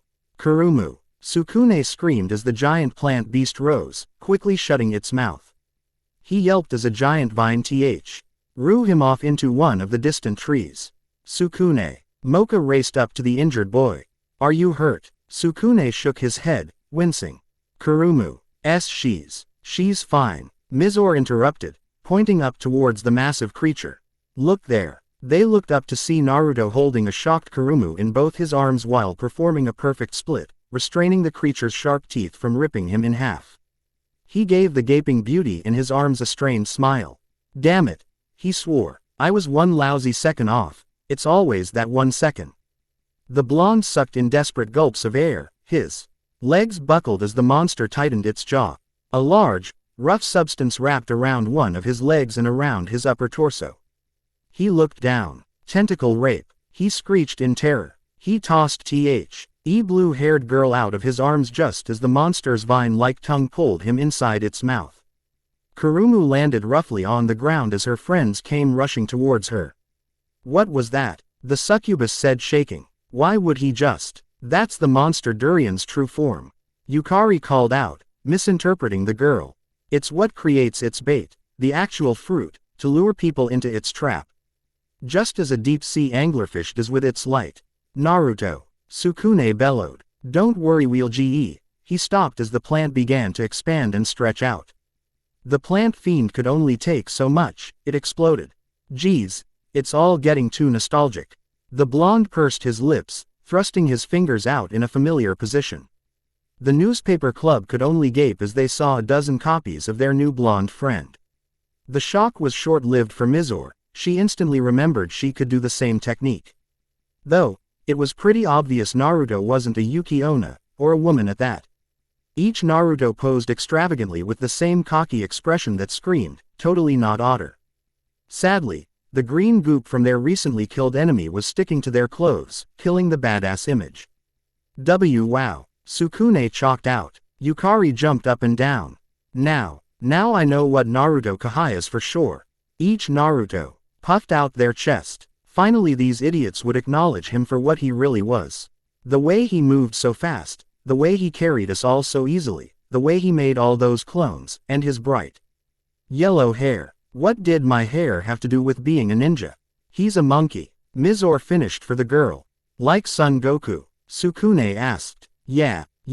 The mindscape of Naruto, the newspaper club, and each of his clones. A yellow fur-covered Naruto dressed in orange. Ancient Chinese clothing smashed a golden rod in his opponent's face. Ha ha, take that, douche. The monk, the pig in armor, the large warrior, and the horse shook their heads as they stood out in the sidelines. Isn't that a bit much, Sun Wukong? Asked the monk. Fuck you, bitch. The monk sighed and brought his hands up in prayer. The monkey flinched. Each clone died of embarrassment, leaving with only a puff of smoke. The original, however, fell to the ground crying. Through a broken heart and 2 raging waterfalls of tears, he blubbered out. I'm not a goddamn monkey. Naruto glared at the durian slice he was given. Even if it resembled a melon from here it smelled horrible up close. He looked up to see Kurumu suddenly look back at her own slice. He ignored it with a mild shrug. The other girls just devoured their own pieces, causing him to shiver. Looking to his right, Naruto saw Sukune close to tears as he studied the fruit. I hate vegetables, Naruto shouted, slamming his plate on a table nearby. Yukari looked at him funny. It's a fruit. I don't care. Mocha covered her mouth with her slim hand as she giggled at them both. Naruto continued to frown with a stubborn look. I wasted so much energy in rescuing you guys for this. He whined, motioning to the large box of rumbling durians. He pushed his lower lip out. I won the contest fair and square and I didn't even get anything. Whoever got the durian first would be able to eat the fruit alone with Sukune. In a lover's conversation, Mizore said, licking the blood of her lips. That's the stupidest. Naruto trailed off grumbling illogically. I got so many of the damn things and nobody even thanked. One of the students passed by interrupting his rant and gave Naruto a friendly slap on the back. Thanks for getting all these monster durians for us, Uzumaki. They're awesome. Naruto became silent and lowered his shoulders. I hate school. I liked this chapter. If you met someone who has never heard of Naruto, preferably an old person, they'd say Naruto looks like a cat or something. More of a feline than a fox. You know it and I know it. Son Goku isn't a reference to Dragon Ball, it's leaning more onto the journey to the west side. Son Goku is what the Japanese call Sun Wukong, the Monkey King. Kudos to those who knew that. Chapter 4. Disclaimer. I do not, in any way, own Naruto or Rosario plus Vampire. Sorry for the delay, I put most my attention with my school work this past month, sorry about that. Thanks for the reviews, favorites, alerts, and so on. I really appreciate the time you guys actually take reading this FIC, just think about it. A single chapter could take you around 5 minutes to read, 5 minutes you will never get back, it's deep. Stoner moment. Each time his foot met the ground, Naruto found himself wincing. Even as the sun shined down on the grounds of Yukai Academy, Naruto still found the place too frightening. Today was the day. He would officially start his status as a student, the status he would accept with great shame. He had already spent 6 years in Ninja Academy, wasn't that enough? Already was he sure this school would be nothing like the academy back home. He doubted the chances of learning how to kill an average man with common household items, not that he cared. School was school and would forever be school, boring, long, and confusing. Naruto looked to his right and his left to see the other students walk by him towards the school gates, some matured and others young, chattering to each other. The blonde couldn't figure out how they could be so happy knowing that they had to attend this school. They looked so careless. Did they acknowledge the fact one day in this school could easily be their last altogether? Non-ninja folk were so stupid. He was thrown out of his thoughts as he watched the boy he met yesterday, Sukune, fly right past him. Naruto continued to watch as the young man run, before lazily jumping over a large 4-legged beast. A hairy thing it was, with bull-like horns and sharpened rows of teeth. Whatever it was, it seemed terribly famished for the hapless brunette. Awa! It roared, racing after second year. Looking around, he saw the other students wave it off easily. If they weren't jumping in to help Sukune, it surely had to be a common occurrence, right? Naruto shrugged. It really wasn't his problem. Sukune would just have to endure it. The older boy had gone to this school last year, so shouldn't he already be able to deal with a problem like this himself?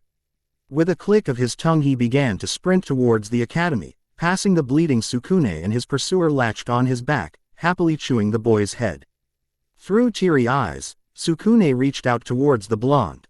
Naruto stopped. Naruto, help me, he bawled, the pitch of his voice changing with each nibble his skull received.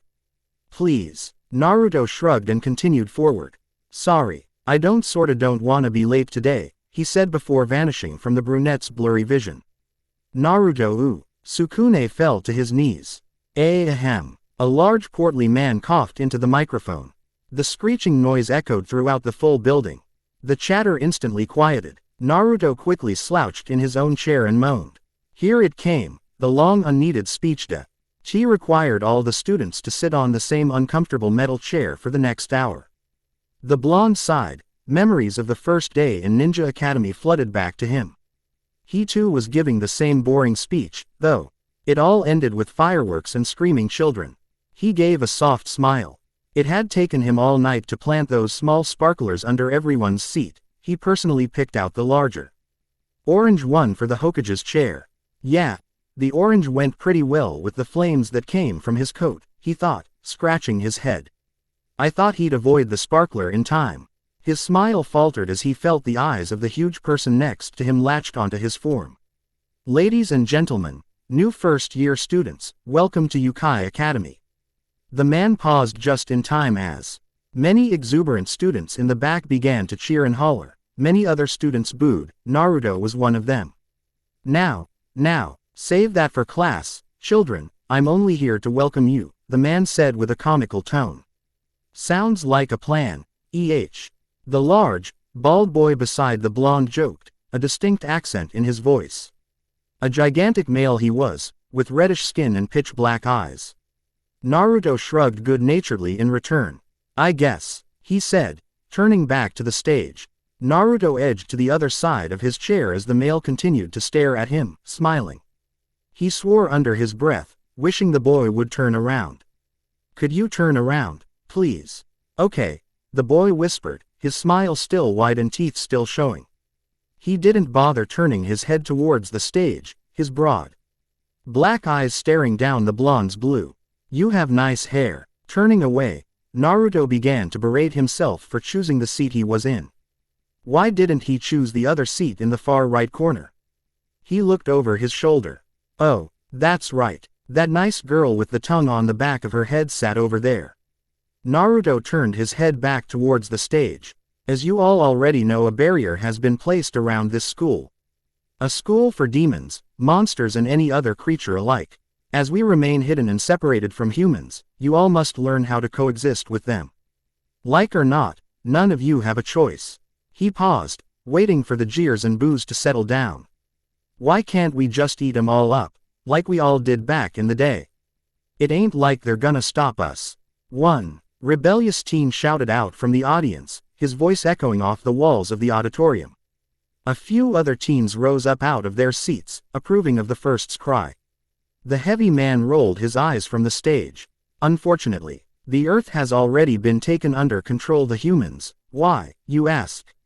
Because we, monsters of the world, were too busy trying to eat 'em all up, the man mocked. The teen reluctantly sat back down as his mood had been swiftly killed. In order for us non-humans to survive, we have no choice but to continue life peacefully with the humans. At this academy, Yukai Academy, you will be studying on how to coexist with the humans. Until you graduate, try to eat 'em up afterwards and you'll be thrown in jail. Naruto had been sitting up properly throughout the man's speech. It was a mind-blowing discovery to the young ninja. Yukai Academy was a school for monsters and demons so they can actually learn how to live peacefully with humans. His mind was racing. He had a hunch that the students were strange, but not to this level. Demons, He was going to spend time going to school with demons. Demons. Actual living monsters learning how to be like him, a human. Noble as it all seemed, the fact that many of them still wouldn't mind feeing on him made Naruto shiver. He gulped at a sudden thought. How many people had he met who were actually demons? Out of the corner of his eye, he looked at the smiling behemoth beside him. Ugh, he probably wouldn't mind eating me, the creep. For the remainder of your stay here in Yukai Academy you all will have to remain in human form. And for those whose skills are still lacking, don't worry, this is exactly what school is for. Please, ladies and gentlemen, obey the rules and have an enjoyable stay. Good day. The man left, disappearing into the stage curtains. Naruto watched as dozens of teenagers rose out of the seats and hastily headed towards the exit. He too got up and hastily followed the masses, leaving the creepy boy behind. Okay, Uzumaki, you can do this. They look like humans and are trying to be humans, so there ain't nothing to be worried about. You're human, so it's all cool, right? His shoulders slumped. As long as you don't fuck up. Finally walking out of the building, he pulled out a single piece of paper out of his pocket, a schedule it was. He had found it earlier slipped under his door just this morning. Before reading it he was shoved to the side, hitting the cement wall of the building. Oof, he grunted out, his back sore from contact with the wall. What kind of exact person would have such intense strength to push him in such a way? Naruto looked up to see a short girl with orangey red hair facing him, her large cyan eyes meeting his own for only a light second. Her each like face donned an expression of light surprise and embarrassment as she looked at the blonde boy. An image of Mocha's own beautiful face seemed to appear quickly in his head before disappearing. Sorry, she muttered softly before nimbly moving forward. There's no way, she's so small and tiny. He thought in despair, am I getting so weak? Little girls can overpower me. He watched as she, accidentally, pushed a male 3 times his own mass into a tree meters away from them both. Instead of further questioning his own might, Naruto studied his small slip of paper again.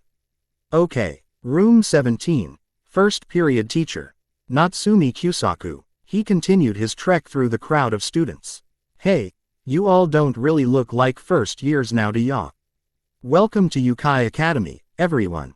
For the rest of the year I will be your homeroom and science teacher, Natsumi Kusaku.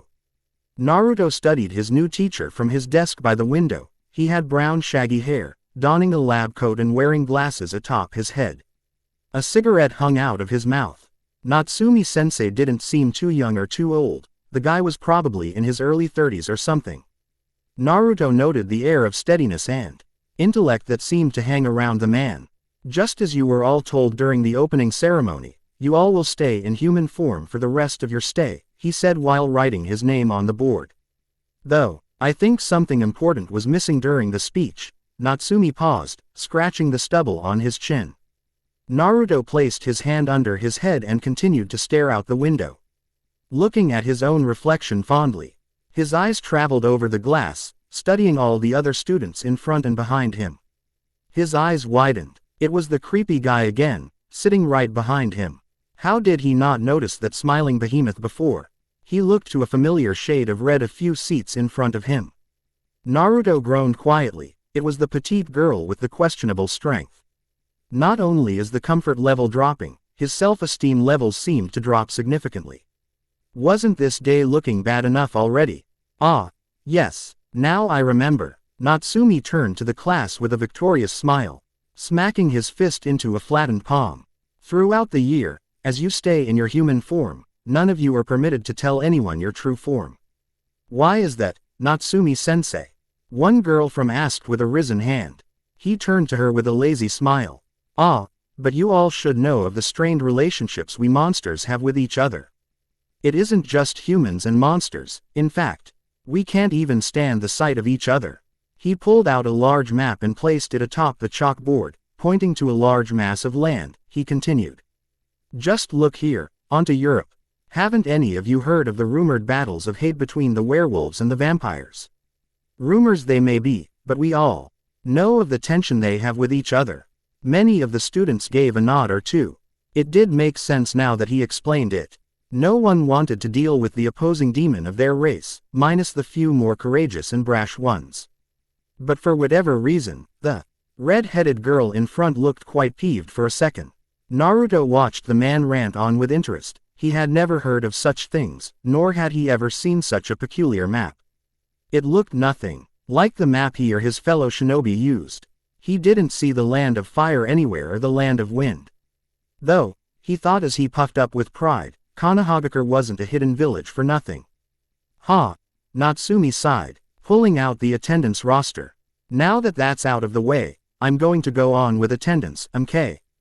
Just yell out, here, when I call on you, kids. First on the list, Asakura Junko. Here, Atashi Rei. Here. The whiskered shinobi paid no further attention to Natsumi as he continued on with the list of students. Instead, he made an effort not to turn around and punch the sinister-looking bastard behind him. He was wheezing so loudly that Naruto could feel his hot breath hitting the back of his neck. Disgusting. No-mannered, weird Sonova bitch. Naruto shook in suppressed anger. When sensei turns around, you'll regret bothering Uzumaki Uzumaki Naruto. Naruto's eyes shot up, as did his hand. Uzumaki Naruto is right over here, sensei, he said exuberantly. Funny, though, here, suffices just as well. Now, did I miss anyone? Natsumi asked with a smirk. He stopped and turned to Naruto's direction. Ah yes, you. What's your name? Seeing sensei's gaze, Naruto's eyes wandered around him. He could tell Natsumi wasn't looking at him. No, he was looking at the person behind. He turned to see the red-skinned boy raise his hand, but began to regret his decision as the boy stared right back at him. Taijutsu Chulun is my name, sensei, the smiling youth wheezed out, his eyes never leaving the blonde. Ah, that would be Taijutsu Chirun, right? Mew. Ttered Natsumi as he read the roster again. You're not on the list. What might your schedule say? Room 37. First period, Miyazaki Mio, Chirun said with a never-ending grin. Yeah, you're definitely not supposed to be here. Room 37. Ain't that for the third-year students, now? Natsumi asked causally. He opened the door and turned to the large boy. Out you go now. Miyazaki-sensei's probably gonna be pissed. Pushing himself up on both of his legs, the smiling boy walked past Naruto, shooting him a sharp and toothy smirk. It was nice meeting you, Naruto, sang Chirun. Underneath his desk, Naruto's hands clawed at the sides of his pants, hiding his discomfort from the rest of his class. If only he had paid closer to his surrounding, the bastard wouldn't have been able to follow him, earned his name or where he would spend the rest of his school days. He grimaced at the retreating form of his new stalker. Somehow, it had felt as if a challenge had been laid. He snorted, intimidati. Ing as the boy was he would be no match for him, Uzumaki Naruto. Well, with that over, let's take a pop quiz shall we? He chirped as he closed the door shut, erupting jeers from his young students. Now, it's only a review. The lot of you should know most of this already. It's all fairly simply. Naruto looked down at the sheet of paper passed onto him. It was just a little quiz, right? Should be easy, seeing how he was already human. 1. Multicellular eukaryotes that are usually mobile and obtain food from other organisms probably belonging to the kingdom. What the? From the back of his throat, he gave a whimper. Naruto sighed tiredly as he walked through school grounds aimlessly. Just as he predicted, school was boring. Though, he found it was cut early to let all the other first years to settle down at the school dorms. Seeing as he already had all his things in place, he might well just run around campus, maybe even bother Sukune and the others. Would Sukune keep a grudge after this morning? Did he even seem like the sort of guy to do so? Naruto stopped, as he heard rustling of grass behind him. His senses tingled as he saw a figure coming closer. He quickly jumped up, onto a tree branch and hid behind a mass of tree leaves. His eyes narrowed. It was that one guy, Chirun or whatever his name was, that came out into the opening. The bastard, even now he's still smiling. Maybe I should just go in. Naruto, come out and play, Chirun sang, his voice much like a harsh and sandy whisper. I know you're out there. Come on, I'm waiting. Naruto stayed quiet, Creepy bastard, he thought, letting himself snort. Chirune's smile instantly widened, his chest pumping up and down, his breathing becoming louder and louder. Taking a deep breath, his chest was pushing out into the air. Naruto watched as Chirune took a step back and faced his direction and opened his mouth. Chirune spat out a huge quantity of spit towards the blonde. Naruto shot out of the branch and landed softly onto the dirt floor, causing the older boy to give a toothy grin. "Aha, so you finally decided to come out, Naruto." Naruto snarled back at Chirune. "The hell is your problem? You've been me stalking all day. Then you decide to shoot loogie at me." Naruto turned back to the tree, his eyes widened. The spit had changed the leaves and bark to melted, yellow mush. Acid. The boy chuckled. "A special acid actually. The type only my breed of monster can produce." He paused, his large black eyes traveling up towards Naruto's blonde head. "Yellow hair. You have such a nice shade of yellow. Did you know that, Naruto? It's quite lovely." "My hair?" Naruto asked, a free hand shakily running through his hair.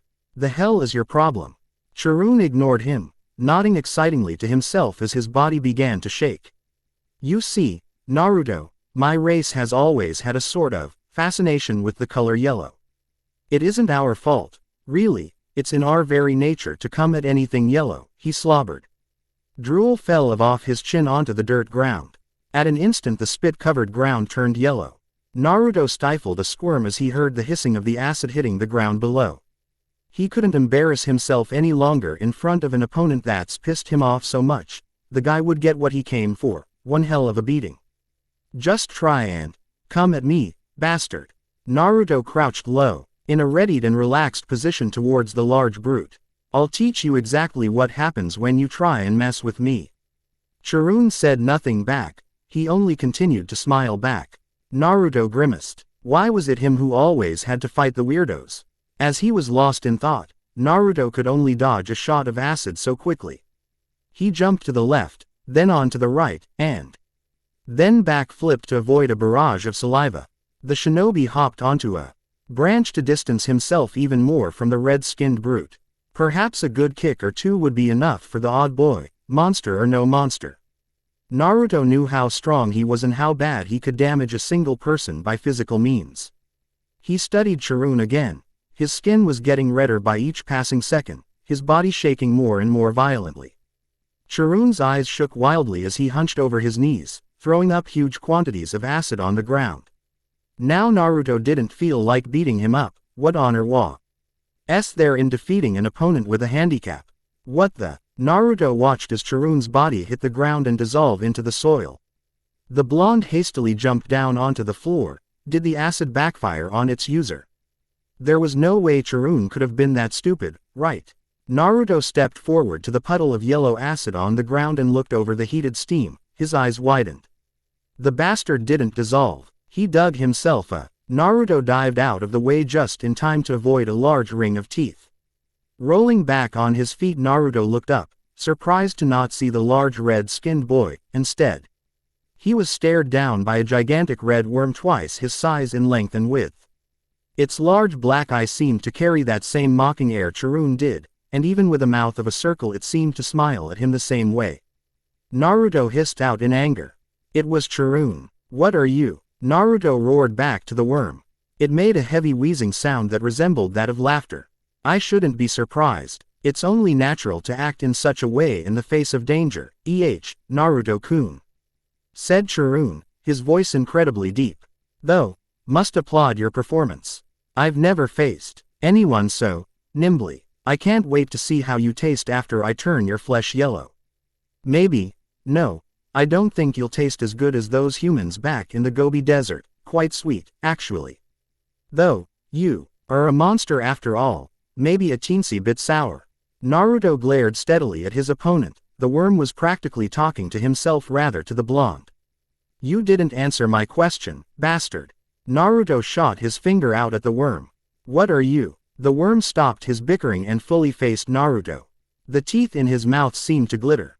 "Me, you ask? I am an Algoi Korkoi. Quote ellipsis quote. Quote ellipsis quote. Quote ellipsis quote. Quote ellipsis quote." There was a long, tense silence between the two. Each one patiently waited for the other to respond. What? Naruto finally choked out. Surprisingly, Chirun seemed to still have the ability to roll his eyes in his true monster form. Accursed Japanese, the worm murmured angrily. What's a Japanese? Naruto thought to himself. Fine then, if you must be so oblivious, I am a Mongolian death worm. Bite-sized monster dictionary, Mongolian death worms. Just as the name describes, Mongolian death worms inhabit the southern Gobi Desert in Mongolia. These creatures are able to spray a sort of acid that causes death instantly to humans and some monsters alike. It is also claimed, but not confirmed, that these creatures have the ability to kill from a distance with some sort of super LC trickle charge that is emitted from the worm's tail. Yet, it's a known fact that the worms are extremely attracted to the color yellow. What's a Mongolian? The blonde asked aloud. Chirun snarled BEF, or throwing his head far back before lashing forward at the boy. Hey, isn't this against the rules? Naruto shouted as he dodged a heap of acid shot his way. We're not allowed to show off our true form like that. Natsumi-sensei said so. The worm made a dive towards the ground, disappearing and reappearing under the blonde. Naruto jumped right out of the way. Hissing, the worm replied back. Why, you really are a naive first year, Naruto-kun. Chirun panted. He missed the blonde again and he could feel his energy slipping away fast. Hardly anyone follows the rules at this school. Hardly anyone. The worm stopped on the ground, lying down miserably. Naruto stopped, puzzled and annoyed at his enemy's sudden change in heart. The blonde came up and lightly kicked the fleshy red side of Chirun. You just stop after you made such an effort to stalk me and follow me. Naruto grimed, kicking the worm again. You freaked me out all day and even challenged me to fight you, and all you do now is lay down. The hell is wrong with you, bastard? Get the hell up so I can kick your ass and actually feel good about it. So tired. Can't move. Naruto dug his foot harder into the meat of the death worm's flesh, which he found surprisingly soft. He felt Chirun's muscles tense up from the pain as he let out a shrill scream. No, stop. That hurts. That's the idea, fat ass. Now ed up so I don't feel as bad when I beat you. A sudden jolt of electricity traveled throughout the blonde's nerves, causing him to fall right on his back in a spasm. The worm on the ground let out a wispy sigh of relief. He was close to tears from the pain in his side. Silently, he thanked his mother and father for bestowing him such an amazingly powerful tail. If the worm hadn't shocked the boy in time, he really would have cried. Chirun rose up off the ground and looked down towards the blonde. At least he would have his meal now. Poof. What the? Chirun gasped as he watched smoke rise from where his meal had been. What had happened? It was right there, and, through his ears, Chirun heard a shrill whistle. He looked up to see a single falling shoe, only to look back down and hit the ground below. The last thing he saw was a smug blonde looking down at his form before his vision turned totally black. Naruto grinned happily. It was simple battle. Using a single shadow clone had been more than enough to defeat the large red worm. Though, he looked down at the knockout monster, he wasted a bit too much energy on such a weak foe. At least he felt satisfied. The bastard really deserved the beating. The fact he actually got back up helped the blonde feel better about his victory. Hey, stupid Sonova bitch, Naruto snorted contemptuously as he turned to walk away. Rubbing his nose, he noted the unfamiliar area around him. Where the hell am I now? A single familiar-looking bush shook in response. Oh no, no, no. You can go fuck yourself, you stupid bush. Naruto screamed before he ran. Yeah, it's short. Sorry, I didn't put as much effort as I should have. School has been a bit hectic. Okay, I'm lying. I'm just one lazy fuck. Chapter 5. Disclaimer. I do not, in any way, own Naruto or Rosario plus Vampire. I know what you're thinking. Oh my dear God, an update. Finally, after all these wasted years. It had only been a few minutes since his fight with the Mongolian death worm, Chirun, and Naruto was still lost. But ignored it over deciding which type of ramen to eat tonight. To anyone else it would have been the stupidest thing to worry about, seeing how he had just come fresh out of a fight. Especially a fight that included an acid-spitting worm. Any other person would have gone through the effort of mending wounds and bruises. No, not Naruto, he had better things to do other than be concerned about injuries. It was none of his concern, he already healed. Maybe not kimchi, I don't have that many left, I have a ton of miso left up in stock, he murmured to himself. Though, I did wanna try that new soy sauce one. Man, this is gonna be hard to deck. Naruto stopped in his tracks, a faint but foul scent made its way across his nose. He crouched low, taking a few whiffs in the air before coughing. It resembled the monster durian scent from yesterday. 24 hours or not, the scent was still fresh to his nose. He shuddered, but, he noted, whatever was making that stench had to be close or incredibly strong. Hey, Naruto looked up. Hey, is anybody there? A voice called out, a male by the sounds of it. Whoever the man was, he was far, but at the same time close to the blonde. Can ya hear me? Naruto back sprang up on his knees, his head turning to and fro for the voice. One could already imagine he wasn't eager for another fight, but by the LUKS of it there were many people who wouldn't mind dirtying their hands with blood at this school. Who, me? He asked warily. No, I was talking to the guy next to you. The man called out. Surprised, Naruto turned around. Huh, I don't see anyone. You fucking numb nut. The person screeched. Naruto flinched out of instinct. Far or not, the guy was still incredibly loud. Of course I was taking to you. Do you see anyone else around right now? In fact, would you think I would see anyone right now? I can't even see you. I can't see. I'm over fucking here, and the fucking trees are in my fucking way. The poor blonde didn't find the yelling any more helpful to him than that of the thick trees surrounding him. The first cry startled him enough. Now, all the man's complaining just annoyed him. Well, no, that's exactly right, you idiot. Now got off of your lazy ass and help me. The person cried out. Naruto turned towards a group of bushes, following the angry insults and the growing stench. Soon, he gasped, under a large tree, laid an injured red-headed boy, his arms clutching at his sides. There was a mess of blood around and on him, cuts were fresh on his skin and uniform. The boy glared at Naruto. Well, guy, ain't cha gonna help me? I'm bleeding my ass off over here. He snapped, raising an arm expectantly to Naruto. Naruto kept his distance and sneered at his discovery. Why the hell should I help you? For all I know you'd just take the chance to eat me up or something, Naruto said while frowning. It could all a trick for all I know. The boy merely looked at Naruto before letting out a short, mocking laugh. Naruto raised an eyebrow. Had he said something amusing? Did he say something with a deeper meaning to the other male? Naruto shook the questions away. It was GUYs like these that the blonde had to look out for, messing with his head and all that. Suspicious. I see, I like the way you think, guy. The boy stopped to let out an unsettling snicker. Naruto shuddered. Shit like this does happen to other people, ya know. There are students who act like this and get away with eating others like yaos. Happens every year. See, that's exactly why I shouldn't help someone like you. Naruto exclaimed with his arms stretched out, towards the redhead. The boy rolled his eyes. You really are slow, aren't ya, guy? If I had the intent of eating you, would I tell you all of that? Yes. The boy nodded his head. Exactly. Wait, what? Naruto puffed up with air, ignoring the harsh stench in the air and sight of blood. He also disregarded the fact the boy was getting paler and paler by the second. Intensifying his glare, he stated, I know guys like you. You guys confuse the hell out of your targets, it's what always happens. You go through the trouble of explaining what you're gonna do next. With me thinking I can trust you and stuff. Then you go for the kill when I feel safe. I know how it goes. It's guys like you piss the hell out of me.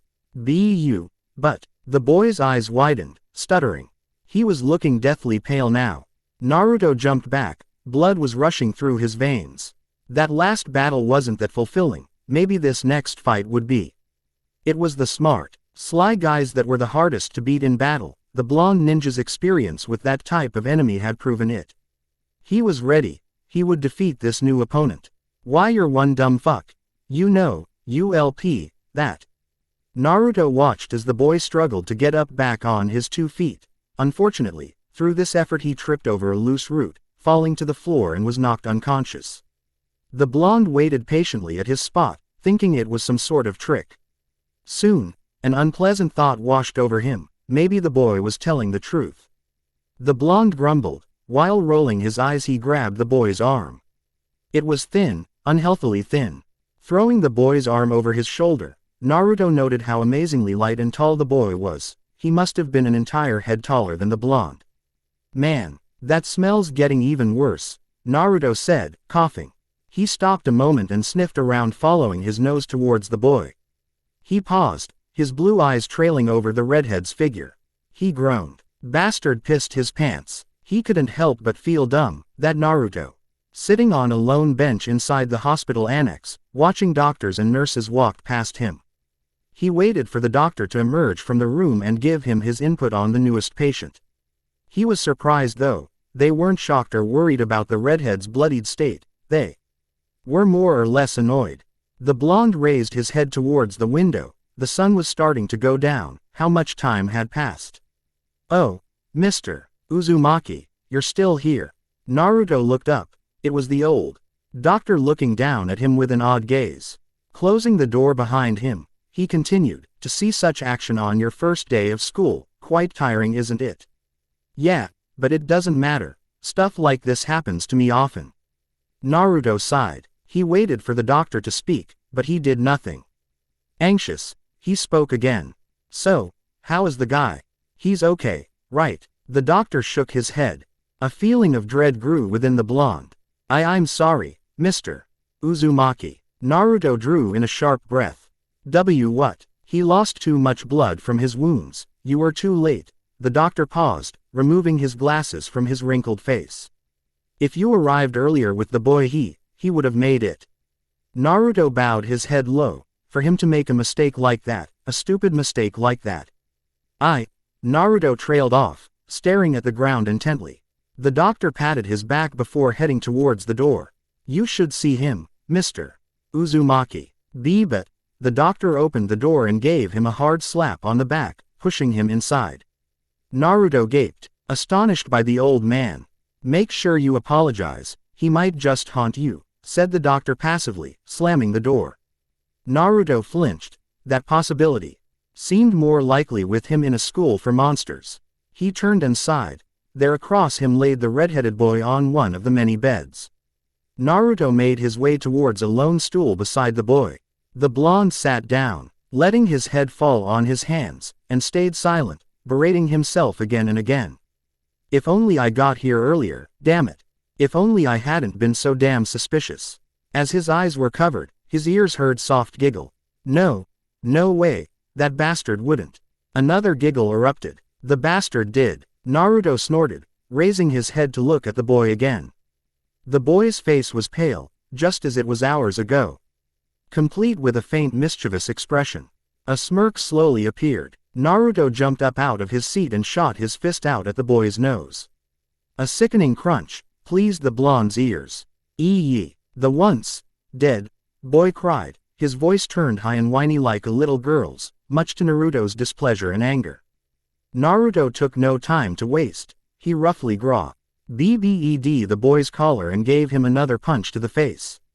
Bastard. He gave another punch. Aha. Playing dead and shit. He gave another punch. What kind of sick bastard are you? He started to shake the red head. Ah ha ha ha. S Street OP. SS Santo P. So Sam Eonec, called the nurse. After the nurses and doctors straightened them both out, Naruto sat back down beside the redhead again, glaring while the opposite just smiled. Injured or not, Naruto wanted to wipe that smirk off the boy's face again. Was this how Sakura felt towards him when they were younger? The bruised boy hummed to himself, ignoring Naruto's presence. Naruto's fist tightened. No wonder Sakura thought he was annoying. Really? What kind of sick bastard are you? Naruto asked, glaring at the redhead. The boy only smiled. The best, the redhead said from his bed. His mood had changed a lot since Naruto's encounter with him in the forest, though he was still annoying to the whiskered youth. He didn't snap back as much, and only kept his cursing to a minimum. He kept his slanted eyes shut and didn't stop smiling either. Sorry if ya know, scared ya. I thought it'd be funny. Another weirdo, Naruto thought. Hey, guy, you mind if I call you guy? My name is Naruto. Naruto, not guy. Naruto barked back. The opposite male shrugged. I'm still gonna call you guy. Naruto sounds complicated. Complicated. It's only 3 syllables. See, it's 3 syllables. More than 2, less than 4, and an odd number at that. Complicated. This guy is more than annoying. He's troublesome. I sound like Shikamaru. Naruto moaned to himself. If things went on like this, Naruto was sure his stay at Yukai Academy would be even worse than he first imagined. Learning he had to go to a creepy school was bad at first. Meeting a teacher who had a weird obsession with his face was terrifying, then learning most of the attractive girls at school were pretty much horrible monsters in disguise had an impact on him. Now he had to deal with the most obnoxious guy he had ever met. Excuse me, it's nothing. MK, the boy chirped. Naruto lessened his glare at the grinning male, waiting for him to continue. What? Something on my face. Hey, I told you my name. Now, what's yours, bastard? Naruto said, crossing his arms over his chest. Oh, you're right, guy. I forgot all about that. Sorry. He paused, chuckling. Name's Masao. Masao. Yup. Why you ass? That's 3 syllables too. Ma-sao. Nah, I think it's only 2. What? It's Ma-sao. Geez guy, are ya stupid or something? Naruto couldn't help himself but grab Masao's collar and bring his fist back. After the nurses and doctors straightened them both out again, this time they threatened to restrict Naruto from ever entering the hospital again. He didn't really care either way, he hated the hospital. Naruto sat back down beside the redhead's bed, making sure to keep his hands in Fei. To himself as Masao's face was black and blue. He apologized but Masao made sure to keep a small distance from the blonde even as he was beside him. So, Masao, why yeah, guy, Masao slurred out, Ying to keep a smile on his battered face. How'd you get all those injuries? Naruto asked lamely. Masao opened his mouth. Not the ones I gave you, smart ass. The cuts and stuff back in the forest. Masao closed his mouth. Well, there was a guy. He trailed off, his eyes wandering around the room. Naruto leaned forward. A guy. Yeah, a guy. He didn't look like a student. I think he was too old, he said, scratching the back of his head. I was just strolling through woods looking for some first years to bother and when I found one, wham, some guy comes out of nowhere spewing some nonsense at me. Us. Nonsense. Naruto echoed. Masao nodded. Yeah, nonsense. Like, Masao stammered. Naruto rolled his eyes. I forgot what he said, but then the bastard decided to stab me to death with a knife. It was all just stab. Stab. The other lil bastard decided to run off, leaving me while the first bastard just went on stabbing and stabbing. I'll remember that little bastard's face. Hey, he'll regret not helping a man in need the next time I see him. Naruto leaned back on his stool till he felt the cold railing of the bed behind him. What were you doing to that first year again? Naruto asked, pushing Masao on with his story. It doesn't really matter, he said, sweating. But then when the first bastard got tired of stabbing me and junk, he grabbed me by the legs and dragged me for a while. Guy, it hurt like hell. I was bleeding all over the place and I didn't have any energy to revert back to my real form. The bastard wouldn't have gotten me if I transformed. Naruto slowly nodded. Remembering that he was in fact talking to a monster for the past hour, he resisted the urge to shudder. What happened next? How'd you escape afterwards? Masao yawned before continuing. Well, I still had some feeling in my leg, so I kicked one of his hands away. The bastard started to cry as I went on kicking him while lying on the floor. He ran away leaving a trail of tears, which I proceeded on drinking. Naruto glared at him, raising a fist. Okay. Masao rose his hands up defensively. Geez, guy, I was having a bit of fun too, so the bastard heard a scream. He let my ankles go ran off somewhere. It, went all like, no, stop, that hurts, or something like that. Sounded like rape or something. Naruto nodded, laughing weakly. He didn't have to say it that way. They must have heard the screaming from his previous fight. Not that he could blame them, the worm screamed entirely too loud. What a sissy. Sounded painful, Naruto said, turning towards a nearby window. It was dark out already. He rose up off of his stool, deciding he should leave. Masao nodded and gave a weak smile. You said it, guy. I really thought I was gonna die or something. I know, you pissed your pants. Shut up, he cried, his voice again changing to that of a whiny little girl. Noticing the change, Masao coughed. Well, thanks for helping, guy, I think. Naruto gave a strained smile. Why yeah, sure. Sorry for, Nah, it's all good, guy. Because of these wounds and the new ones ya gave me, I get to skip school tomorrow. Luckily, I get to go back in time for club activities. Maybe early enough to look for some new members. Just think, guy, you might have even joined my club. Not in your life, Naruto thought tiredly, rubbing his eyes. I think I've stayed here too long, I'm bushed. The door slammed open. A young nurse came through the door pushing a mobile bed carrying an unfortunate patient. Naruto snorted. He recognized the guy, how couldn't he? There laid Chirun in human form. Pathetic and injured, avoiding eye contact with the smug blonde. The nurse sighed. Really, Chirun-san, almost all of your ribs are broken. And with all these injuries you'll be bedridden for weeks. Maybe even months. What happened? Chirun's eyes dared to hit the blonde. The Mongolian shivered. Naruto drew a single finger across his neck. I tripped. Guess what, kids? Natsumi-sensei sang as he dropped his stack of papers atop the front desk. He smiled brightly towards his class, waiting for a response from his class. No one said anything, just as they should have, seeing as most of them had just woken up from their dorm rooms. Naruto sat in his regular seat, happy to know no one was behind him staring at his golden hair like yesterday. The beat down he gave that Chirun fellow felt more satisfying than it did when he kicked the blasted worm back down to earth. Naruto gave roguish smirk. If only he could have done the same thing to that Masao guy. Mr. Uzumaki, I would appreciate it if you didn't chuckle like that while I'm speaking, Natsumi-sensei said. Naruto stopped daydreaming long enough to see that everyone in the class was staring at him, many with fear. He turned to the window besides him, ignoring the class. As I was saying, congratulations. Only half the class failed. You all did quite better than I expected. Though, only one person aced it, that guy. The science teacher pointed to a short kid with white hair and glasses in the far right corner. Everyone turned, including Naruto, and glared.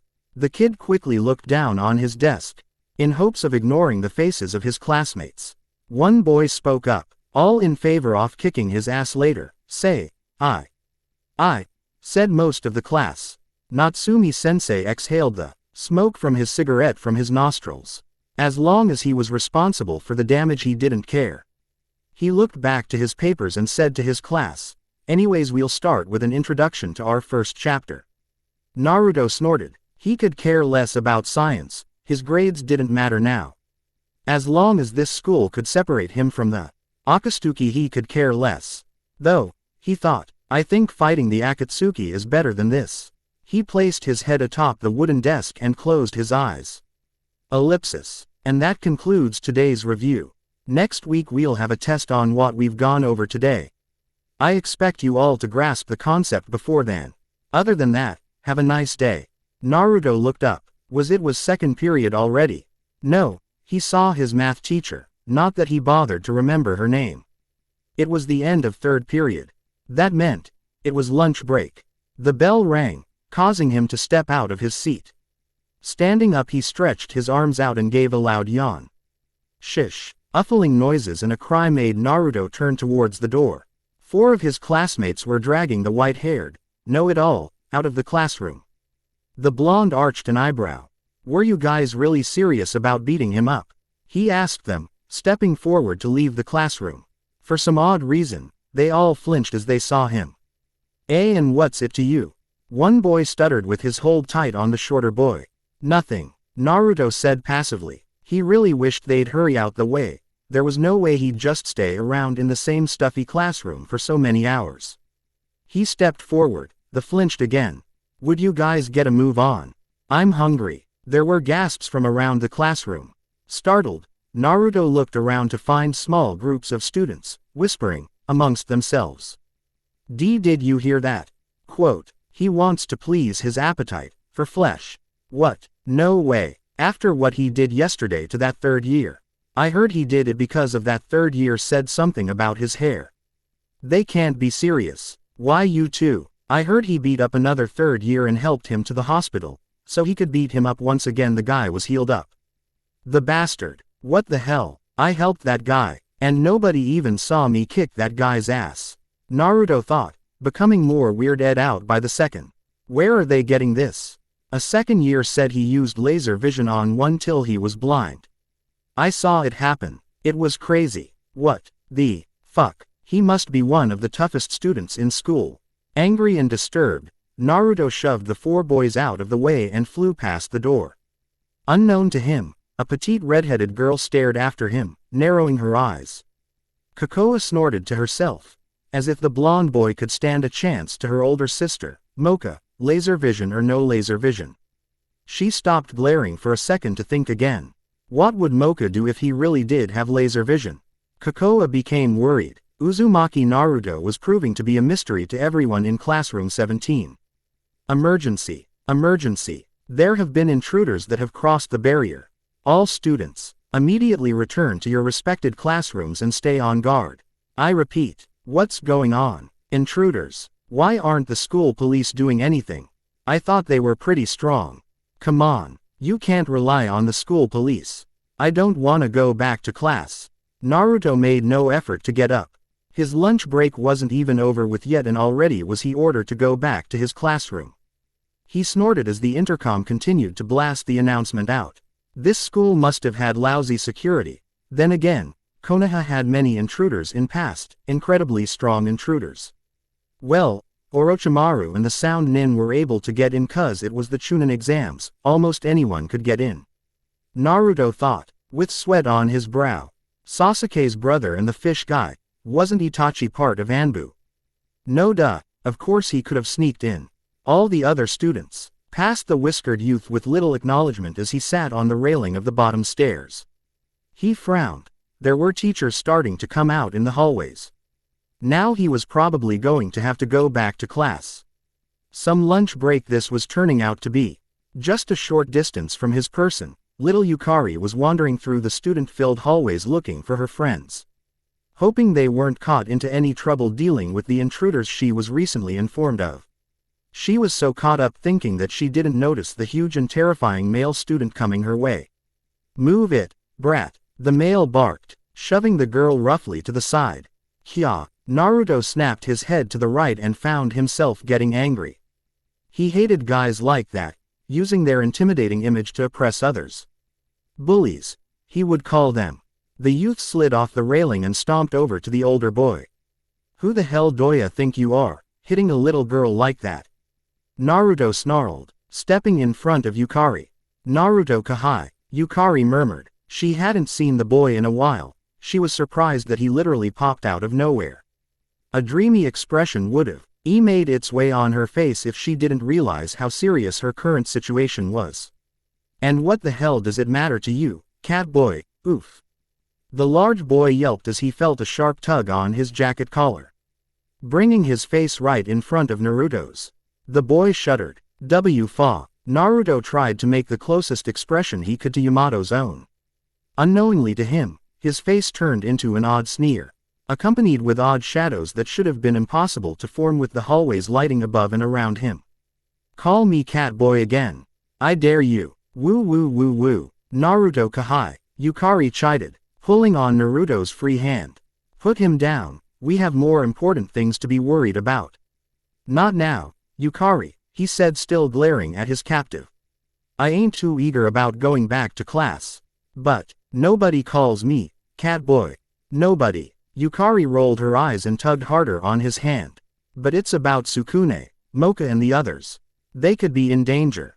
Naruto's expression faltered. Images of the beautiful three girls, especially the three beautiful girls, and Sukune flashed through his mind. Who was he to abandon the troubled?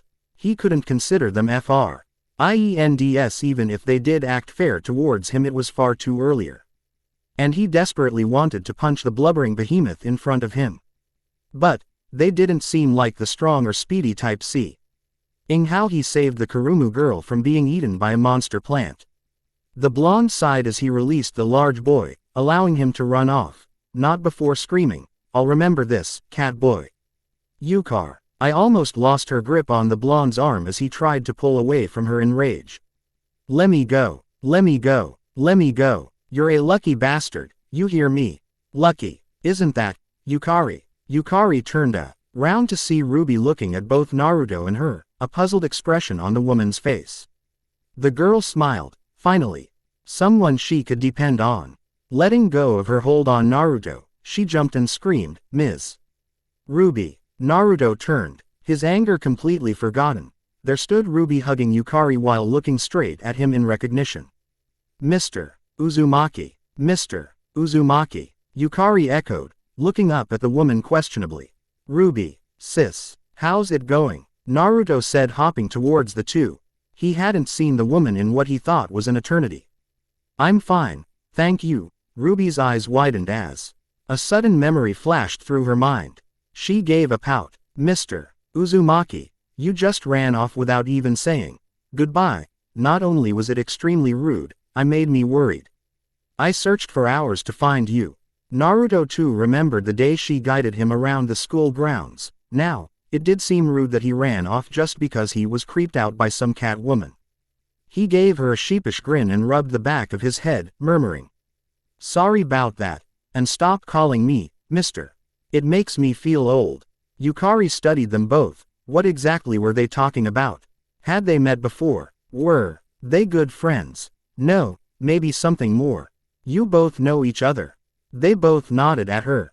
Before asking anything else, she remembered her friends back in the old dungeon.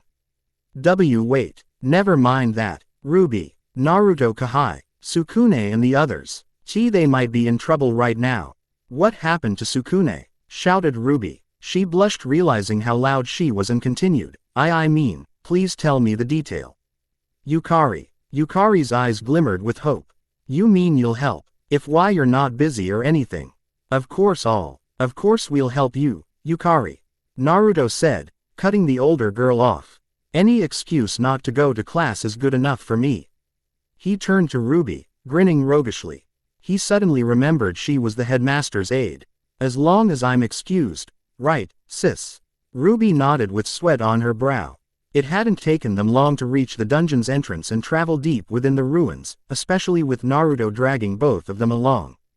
Deciding that finding their lost friends would take a while, Ruby and Yukari blathered on random subjects. The blonde paid no attention to their conversation. Instead, he pondered. He had no idea how to think of them now. His classmates and everyone else on campus. The two girls in front of him were monsters, demons, creatures or whatever you called things that weren't human. The blonde had just remembered, again, this fact. He shouldn't be interacting with them. He shouldn't be laughing with them. He shouldn't be friends with them. He shouldn't even be in this school at all. No, it was all the Kyuubi's fault, all the Akatsuki's fault. All the headmaster's fault. He was probably the only human at school, and if anyone learned that, he didn't want to think of what would happen. Though, he had to think. Naruto's eyes turned to Ruby and Yukari. Both of them holding hands while laughing happily, even in the tense atmosphere in the walkway. He sighed. Would they think the same way if they were stuck in a society of humans? "Mr. Uzumaki, watch where you step. Stop calling me Naruto looked to the floor just as Ruby instructed and gasped. There on the ground laid an unconscious creature, moaning. It was some sort of man-bull hybrid. None that Naruto had seen before. It really creeped him out. "Oog!" it snorted, turning slightly. Whatever or whoever knocked it out must have done a good job, thought Naruto as he scooted towards Ruby's side. Too good. They must have been around here. Yukari chirped, relieved at the sight of the defeated bull man. "It looks like they traveled on over this way." "Wow." Naruto whistled. He really did underestimate them. They must be pretty strong, huh? Ruby gave him a look. You really don't know Sukune and others, do you? Nope, the blonde said, giving her a smile back. At least now he knew he wouldn't have to save them all the time. Come on now, let's hurry up. I think I hear voices, Sukune's I mean. Are really? Yukari asked. Nope, I was hoping you guys would move faster if I said that, ya know. Motivational and stuff. A large, round table smashed onto Naruto's head. Okay, now I really hear voices. A large boulder broke in half atop of Naruto's head. He hit the floor, blood shooting onto the walls. No, Yukari, I think he was serious this time. Really? Yukari said, lowering her wand. R-Ray. No, I mean, of course I was right. Naruto chuckled, rising onto his knees, shaking the loose chunks of rock in his blonde hair. Yeah, look, over there. They did, indeed, look forward. There a short distance away sat a faint light, surrounded by familiar figures. Yukari and Ruby exchanged a single look before racing down into the hall. Naruto picked himself off the ground and jogged on after them. The figures turned out to be Kurumu, Mizore, and Sukune. Oddly enough, blood was pouring out of the brunette's nose, not that the blonde could blame him. There was one girl he recognized, his red-headed classmate who sat seats in front of him. What was her name again? It really is them. Yukari slowed down, waving towards them. Everyone, are you all right? It's Yukari. And Ruby, Kurumu said. The smile on her face disappeared when her eyes hit the blonde youth. Oh, it's that cat boy guy. What the hell did you just call me? Say that again, I dare you. Naruto shouted from his side of the hallway. Cat boy, said Kurumu, amused at the facial expression Naruto had formed. I am not a cat boy. Kitty boy, no. Feline boy, no. Otter boy, asked Mizore in a much more serious manner. Damn it, no. Naruto sputtered back. Ruby shook her head as she watched Naruto yell at Mizore and Kurumu. Looking around, she noticed one of her friends was still missing. Mocha, where was dear Mocha? She stepped up towards a bewildered Sukune. Sukune, where is Mach? Ruby didn't have time to finish as Sukune's fist was driven into her slim stomach. Even in mid-scream, Naruto had seen all of it and it made his blood boil. If he hadn't been so angry, he would been surprised.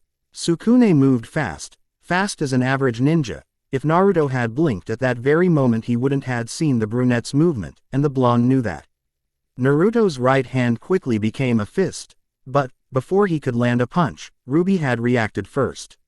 What is it, Sukune-san? Ruby placed both of her shaking hands on the boy's shoulders.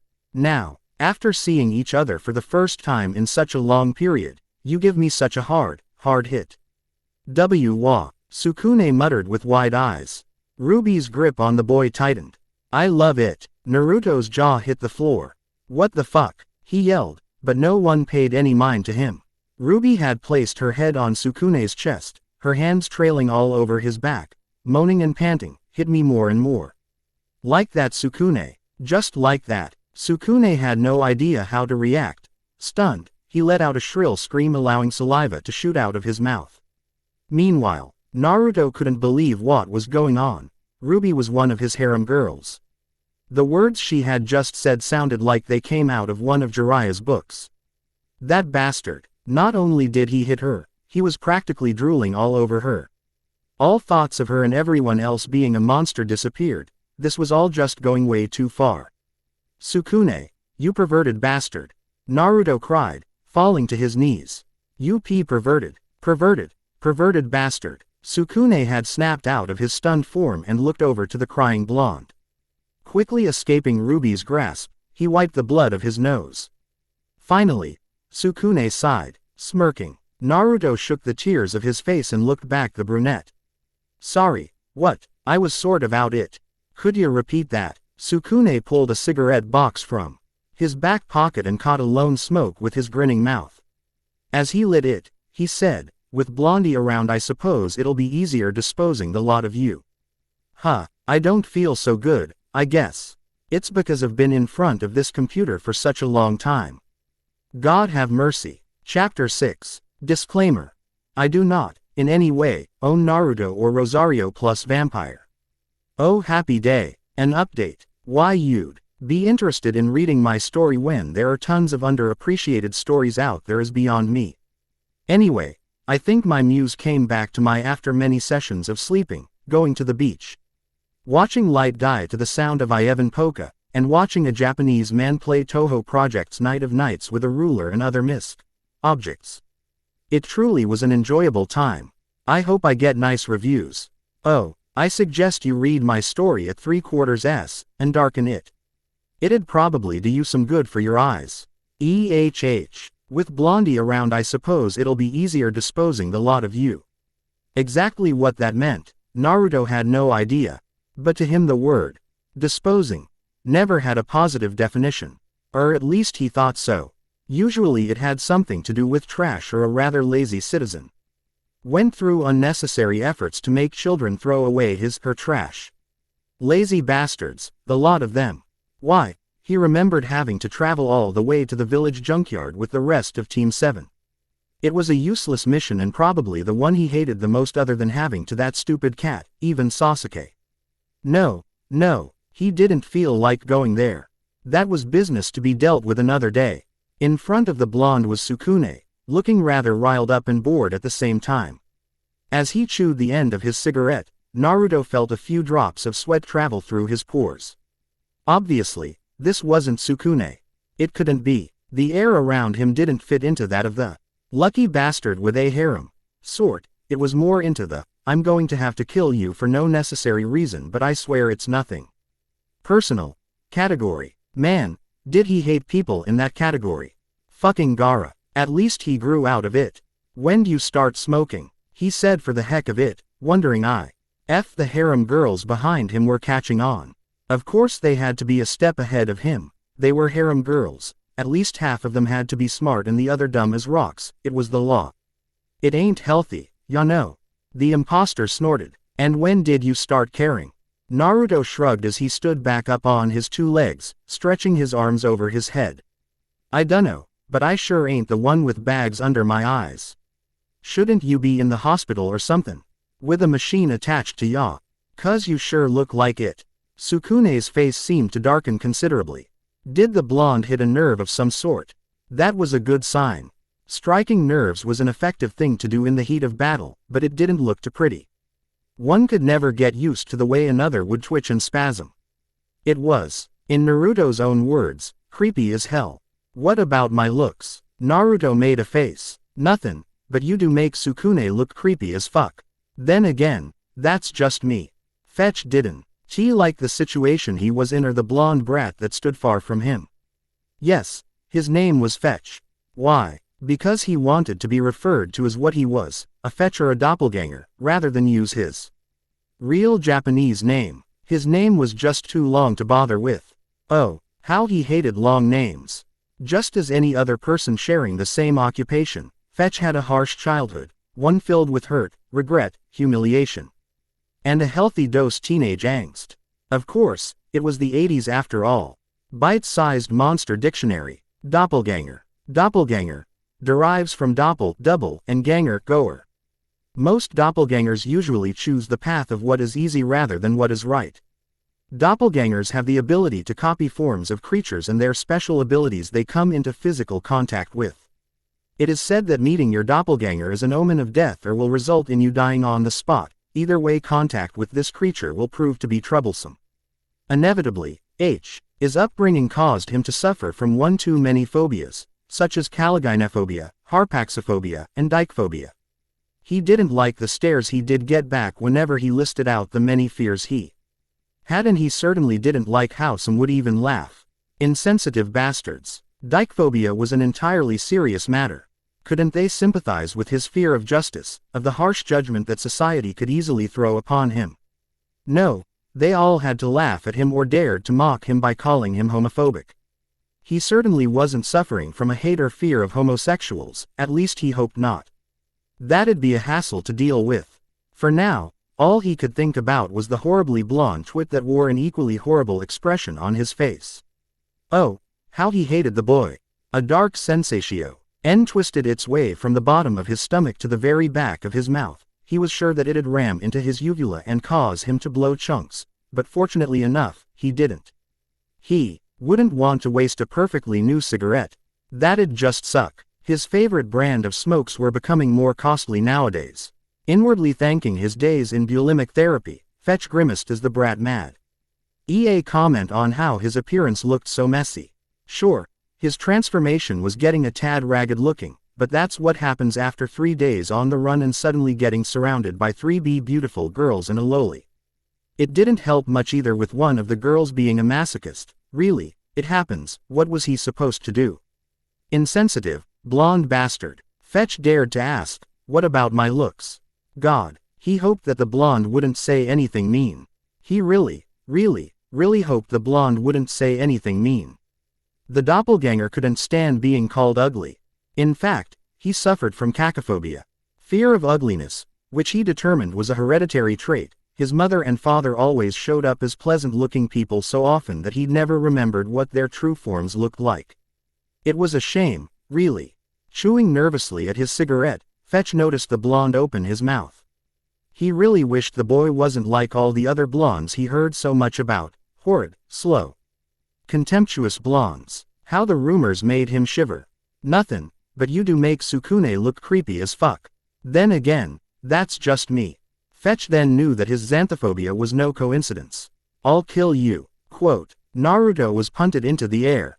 As usual, he found everyone moving farther away, inwardly wondering if he could ever get a response like that from Orochimaru.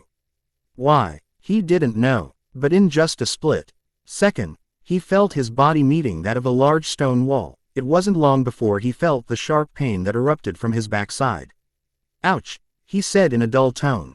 Sukune had punched him. Easy going, nice guy. Sukune of all people punched him. Then again, it wasn't Sukune and he knew that. Maybe that disguise worked better when the user moved at the speed of a freight train. Whatever. The blonde grunted as he stood back up on his 2 legs, rolled his shoulder to rid of the sudden stiffness, threw his blazer off to the floor, and made slowly his way towards the smirking brunette. He felt a shiver travel down his spine. That toothy smirk was creeping the hell out of him. Was the guy really that sensitive about his looks? If only he knew. Oh well, this way he could get even with the whole harem girl thing, or at least feel like he could get even.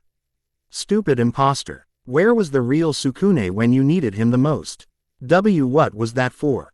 Yukari shrieked. Naruto shook his head sadly. Kids were always the first to shout out the obvious. He sure used to. What's wrong with you? Better yet, where have you guys taken Sukune and Mocha? A voice, Naruto identified as Kurumu. The imposter stepped back, his eyes watching her, or rather her large chest move threateningly close. Naruto rolled his eyes. The guy wouldn't last a day in Konoha. The wuss. He shook his head before eyeing the redhead beside him. She regarded her classmate for a split second before turning back. Naruto arched another brow. Small world. Whatever, she sniffed. Just what the doctor prescribed. One psychopath with a beauty complex, one a perverted know-it-all loli, one expressionless girl with an otter complex, one blue-haired girl with an impressive rack. One masochist employed by the school, and one redhead with an ego the size of an Akamichi in battle. It would be miraculous if the blonde escaped alive. Truly miraculous. Let's face it, Mizore started coolly.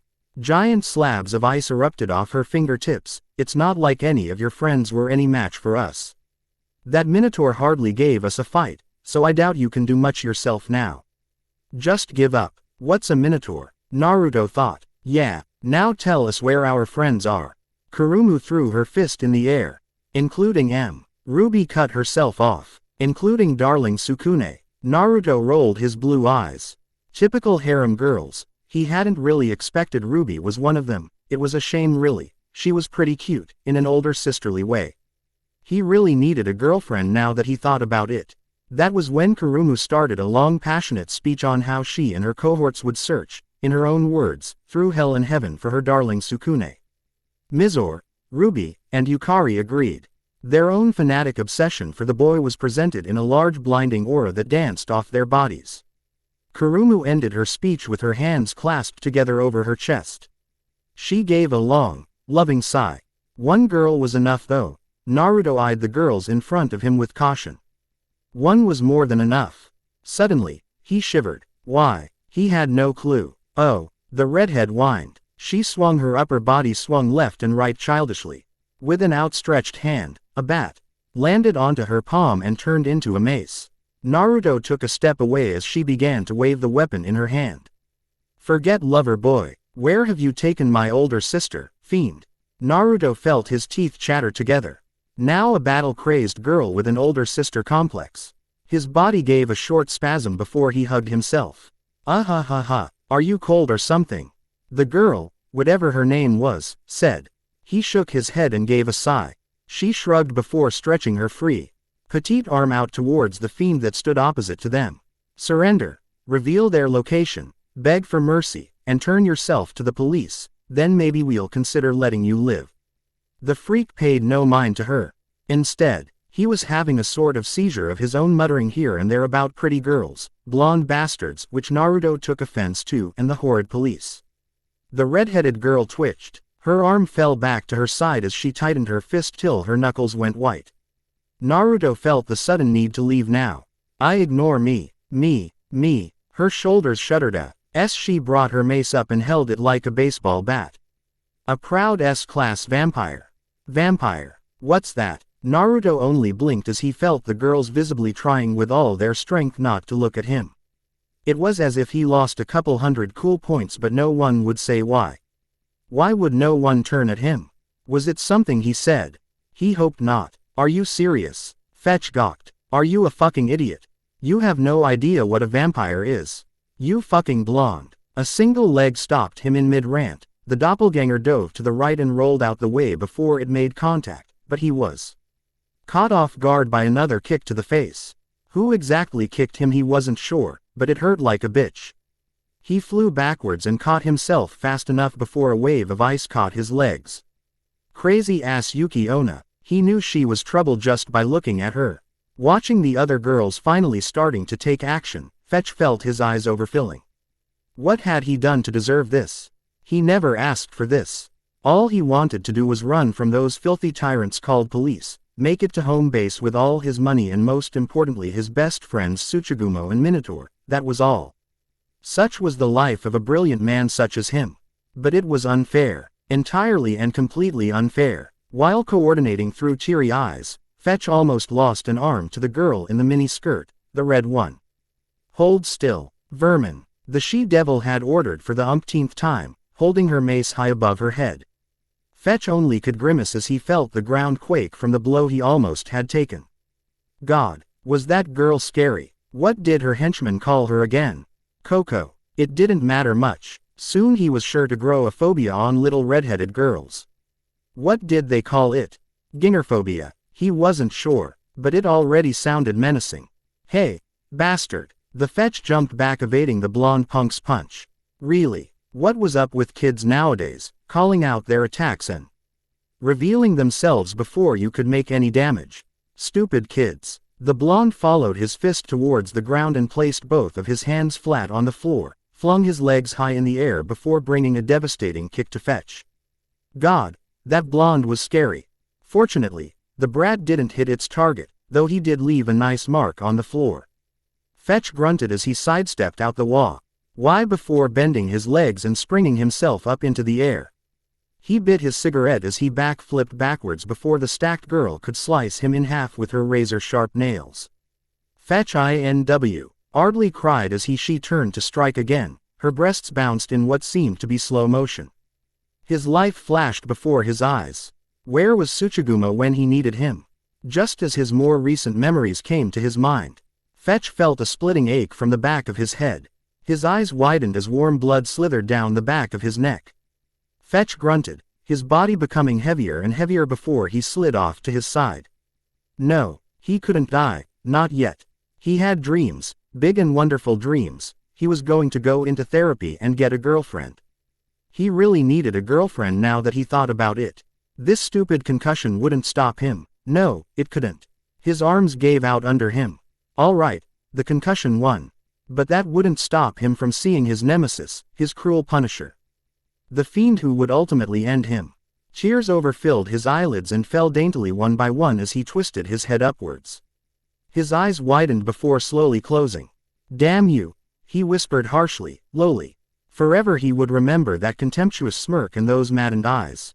The eyes of a true monster. Bull's eye, shouted Yukari as she and Ruby exchanged a high five. Her prid. E was shortly killed by the flat look the man gave her on the ground. Turning around, she found Mizore, Kurumu in the 2 first years giving her that same expression. What? So lame. N Naruto Kahai. Yukari. Looking completely betrayed, entirely overused and painfully ironic, Mizore said. I'm not even sure how you could have pulled a tub from here. We're in a dungeon. It's magic. What do you expect? How was that supposed to knock him out? Kokoa asked. In fact, why did blood even? Shut up. Despite his inability to move his arms and legs, the man spat his cigarette in the blood that leaked from his mouth. He coughed. It didn't look too cool either. How would you know how it looked? That tub was totally out of your line of vision. So lame, Naruto repeated. Walking over to the downed man. He leaned over from a short distance with a scowl on his face. Exactly how much time did he waste before Yukari finally dropped that piece of metal on the guy? Man, this was so lame. So, where exactly are Mocha and Sukune?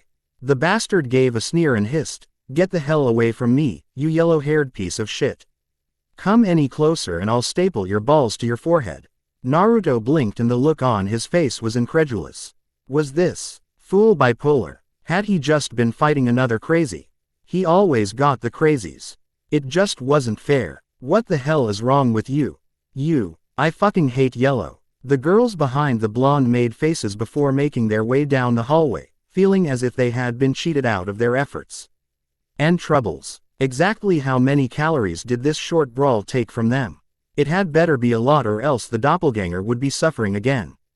Come on Naruto, if we keep looking we'll probably find them soon enough.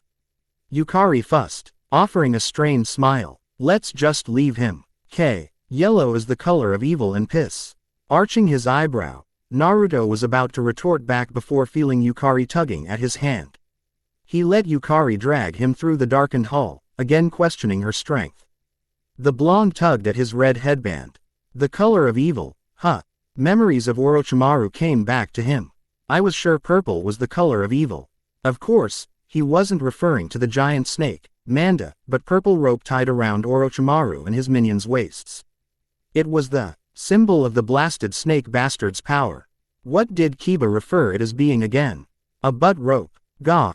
No, that sounded entirely wrong. Butt tie. No. Butt bow. Yes, he had it. It was genius. Absolutely genius. What's with the creepy smile? Naruto Kahai. Oops, nothing. Of course my sister would have had no trouble with that Lazar. It was a pity she wasn't here already. Minutes had passed since they first started their aimless trek through the dungeon together, but as always someone had to go and ruin the mood. This time it was, who Naruto finally could address, Kokoa who ruined the atmosphere. He couldn't hide her sister complex even if it came to a situation between life and death. Naruto couldn't really see any other resemblances between Mocha and Kokoa other than their names and their faces. Were they really sisters? Nah, probably just a huge coincidence. It happened all the time, right? Poor, lonely girl must have a huge thing for her upperclassmen. It was almost saddening. Of course, Naruto didn't care much. Instead of dwelling on the subject, he felt his mouth yearning to be open. Oh, he knew what to say. Naruto snorted. You just like to hear yourself go on and on, huh? I'll admit that fight was disappointing. Ya know, but there's no point on wondering how poor Mocha would last against that crazy. Kokoa twitched as did the rest of the girls. He wondered what he had said this time. She turned to the blonde with both her hands to her hips with a scowl. Who are you to talk? I'll admit that many simpletons know of my older sister here in Yukai Academy, but I'm sure you don't. My sister would have defeated him with a single flick of her finger, she sniffed. Again with sniffing, was this girl sick or something? Disappointing. Ha, you hardly did anything. Naruto sputtered angrily. Me, I swat him good, like, 2 times. And what did you do? You just made it even harder to come. Even close to the guy. You swung your stupid bat around and almost hit all of us cause of it. Said bat, appeared instantly in front of the blonde, opened its wings and hissed. Naruto hopped back in surprise, not that he was scared, no. Who'd be scared of such a cute face? Not him, no. In fact, even Mizore hadn't flinched as the bat flew around her hissing. Why was the bat hissing at her? Because Naruto hid behind her, in the most manly way possible, of course. See, no control, Naruto yelled as he evaded the bat. No control, excuse me, Kokoa rambled, flinging her arms up and down. Why you could've, don't know, shot him with your laser vision. Yes, your laser vision, but then you went and fought him with your hands. Shows what kind of super advanced cat cyborg you are. Naruto froze in mid-step and felt his muscles controlling his jaw suddenly give out. The bat bounced off the back of his head. Cat cyborg, really, Naruto, that's amazing. Ruby cooed with both her hands to her cheeks. No wonder we couldn't figure out what kind of monster he was. Kurumu exclaimed in awe. I knew it, Mizore said, smacking a fist in her flattened hand. But, who in the world could have the brains to create such a thing? In the teacher's lounge, Natsumi Kusaku, Naruto's homeroom teacher, sneezed.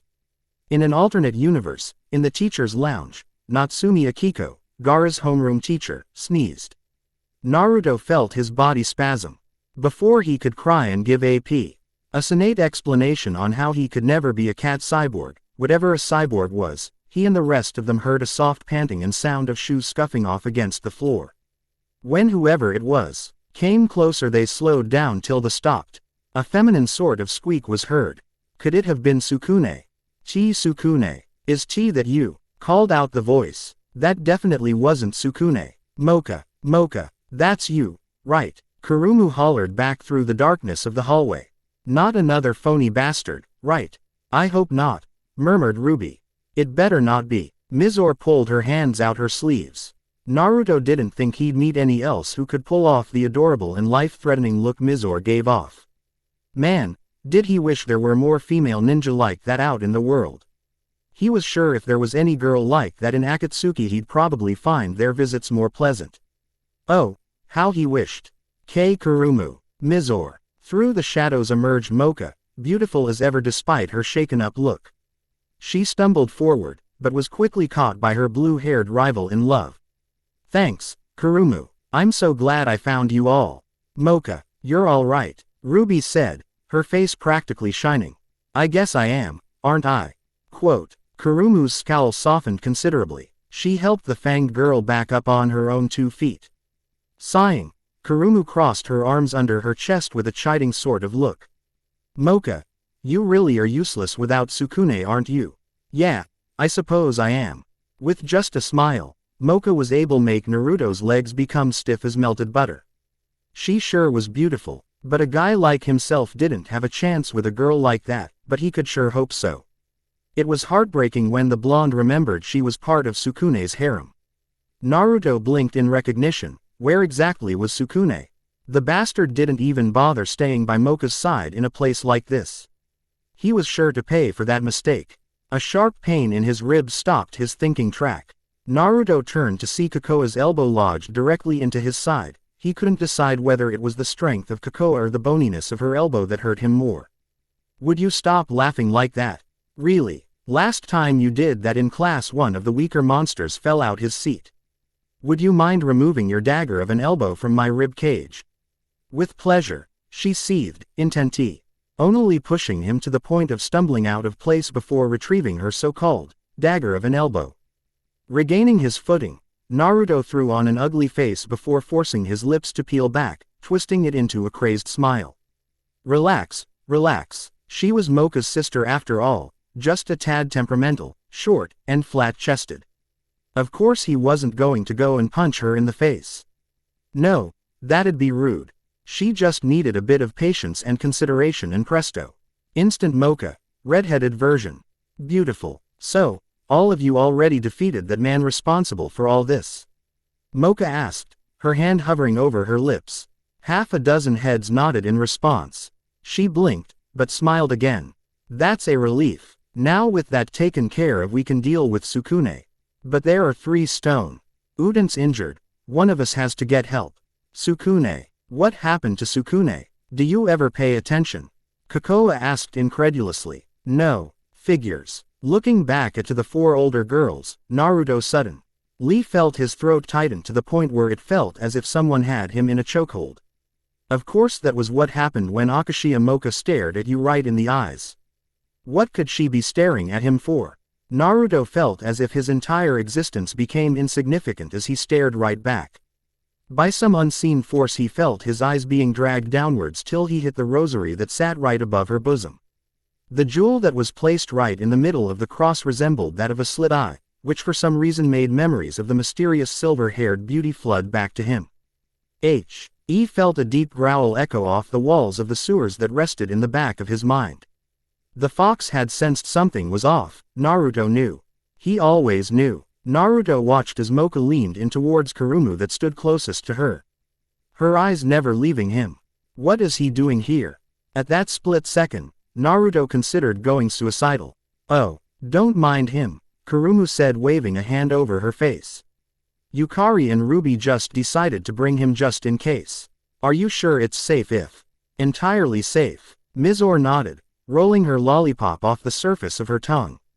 And if he does get Dan Jiro's, we could always hit the emergency off switch. What? Where's the emergency off switch? I think it's either on the back of his head under his headband or his left nipple right over his heart. That's what I remember from the comics. Naruto slapped his hand over both sides of his chest defensively. Well, Mocha trailed off, still regarding the blonde that stood meters away from her. She remained silent as her eyes left Naruto for the rosary on her chest. Naruto couldn't help but wonder what was going on with the pink-haired beauty. Her eyes finally went back up to him. Naruto, would you mind doing us a favor? Naruto straightened his back and tensed. And no, I guess I wouldn't.